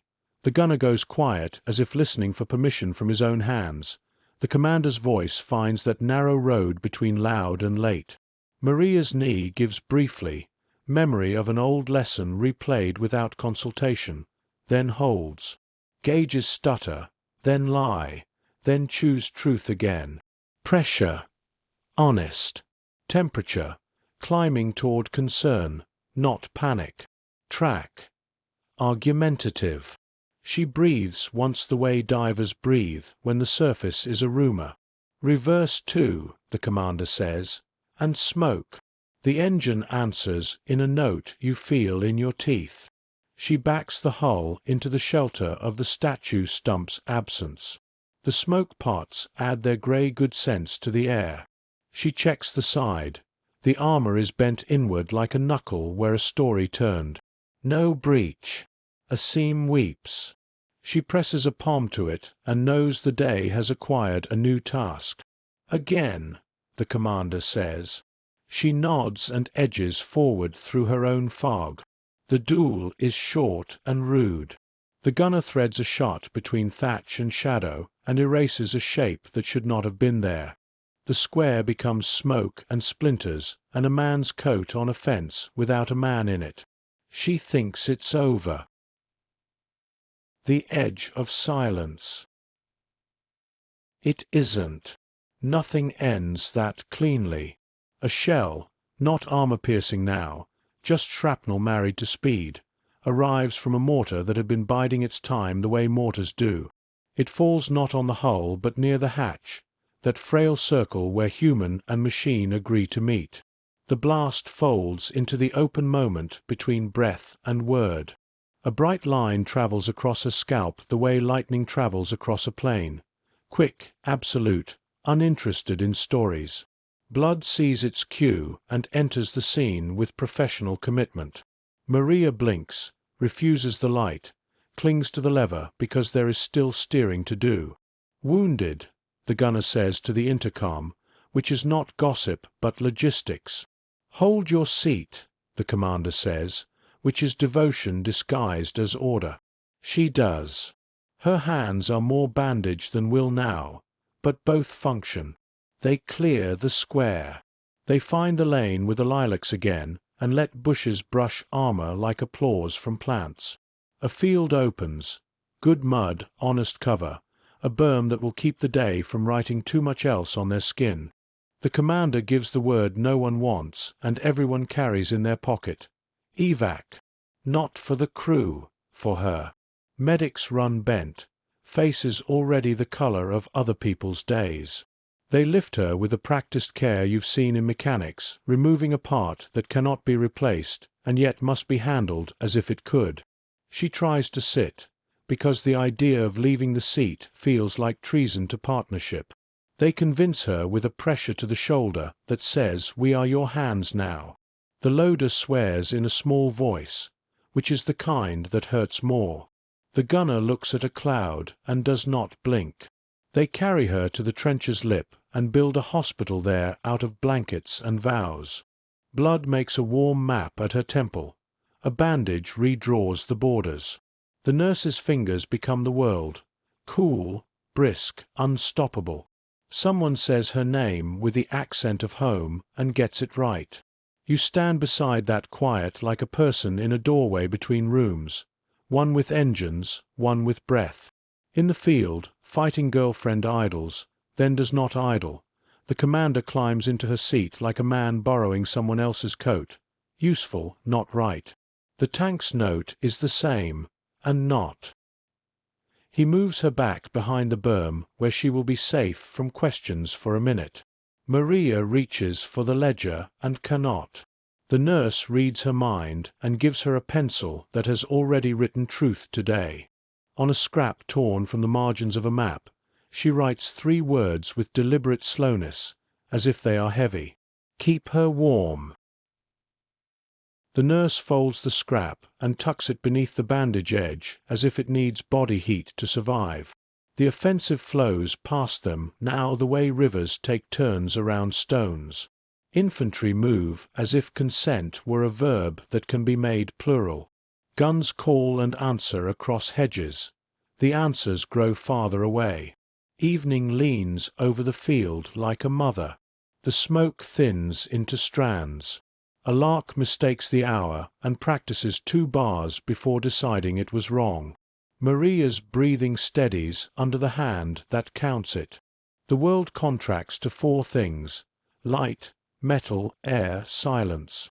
The old anchors. She turns her head the smallest degree, finds the tank with her eyes, and lets her mouth shape the word that has kept her alive. Not revenge, never that. Not victory, not even home. Together, she says. You hear it. The tank, which is not an animal and yet is not, ticks its cooling agreement. Night begins at the edges and walks inward. The brigade holds the line it had no right to hold and then moves it.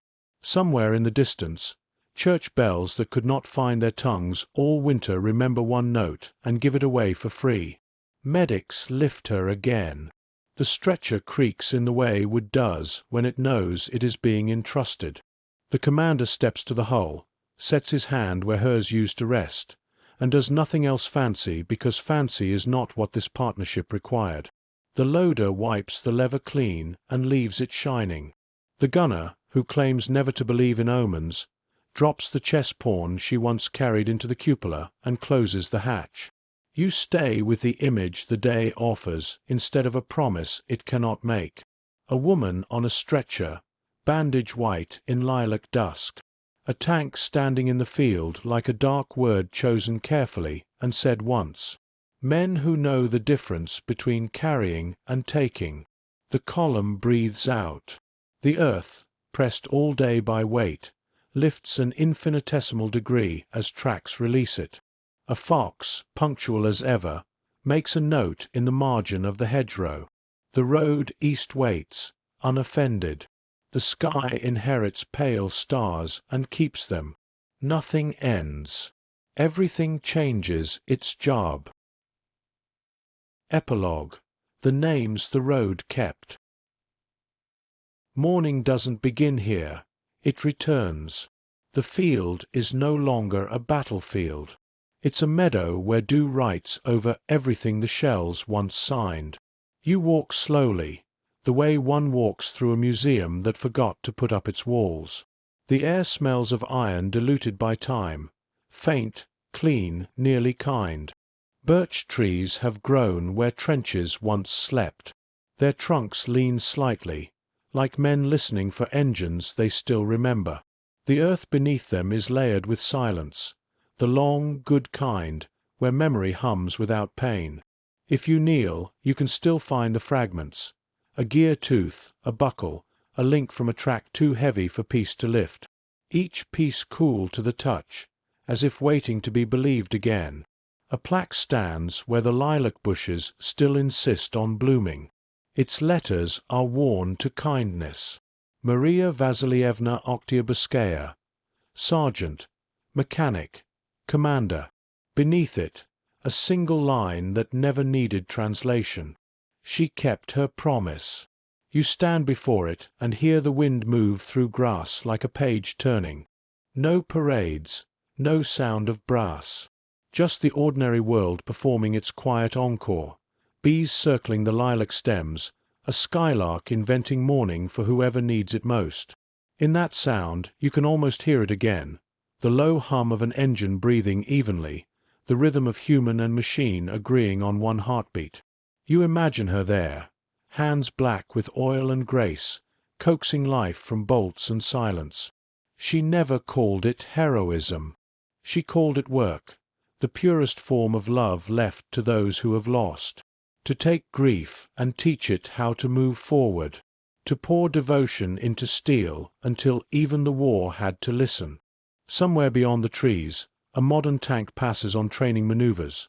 Younger men inside, their voices filtered through new radios, their laughter still carrying that same thin defiance. The echo is almost perfect. You realize the road never stopped speaking. It only changed its language. In a small museum nearby, her letters rest under glass. Ink faded, edges browned by the patience of decades. One is still red, a fingerprint pressed beside the word heart. Another bears the seal of the post that never reached her. Time, too, has its minefields. Children stand before the exhibit and whisper, as if afraid to wake something sleeping. One girl traces the word fighting girlfriend with a fingertip, mouthing each syllable like a spell. The tank itself, her tank, stands outdoors under a roof of simple tin. No marble, no guards. Painted the dull green of memory that doesn't need to prove itself anymore. A swallow nests beneath the gun barrel. A patch of moss claims the track. Touch the armor and it gives back warmth, faint and real. Metal remembers palms. Steel keeps promises better than monuments do. Some days, veterans come. They touch the hull with fingertips gone fragile and smile without explaining. To them it is not a machine, not exactly. It is a conversation continued across 70 winters. Each dent a syllable, each weld a pause. And sometimes, on days when clouds build high and the air smells like rain but hasn't decided yet, you can feel it if you're still enough. The faint tremor beneath the earth, as if an engine somewhere deep below just turned over once, satisfied. You look toward the road that leaves the field, the one she followed, the one that fought back, the one that never stopped asking for endurance. It winds east through birches and wind, fading toward the horizon the way handwriting fades toward the edge of a page. No traffic now, just a single ribbon of grass laid smooth by years of remembering. You understand it then. The promise wasn't vengeance, nor fame, nor even survival. It was continuation. To keep something moving after everything else had stopped. To drive the grief forward until it became story, until story became quiet, and quiet became peace. Above the meadow, the light shifts, a slow unveiling. Dust rises in small golden spirals. Air breathes through the grass. The world feels awake enough to forgive itself for a few minutes. If you listen carefully, you can hear the names again. From her ledger, from her lips, from the voices of those who lived because she stayed where others might have turned back. Anya, Nikolai, Semyon, Vera. The list goes on, neither ending nor needing to. Names the road kept, because someone wrote them once in grease and pencil and will. Wind passes over you. It carries the scent of oil and lilac, smoke and spring rain, the perfume of things that survive. You close your eyes, and for a heartbeat you can feel her there beside you. Headscarf tugged tight against the weather, eyes steady, hand on the warm plate of the engine, listening for that deep, faithful hum that sounds like courage learning how to rest. You don't need to speak. The story knows how to end itself. The wind shifts again. The tank's shadow shortens. The lilacs breathe. Somewhere, a swallow dives and returns to its nest beneath the barrel, unbothered by history. The day moves on. And you stand at the edge of the field where steel once sang and understand what she built was not just a machine, but a way through sorrow. You breathe out, softly, as the world exhales with you, and when the last light folds itself across the meadow, gentle and unassuming, you know this is how memory chooses to stay alive, not in the noise, but in the quiet between. You're listening to echoes of war.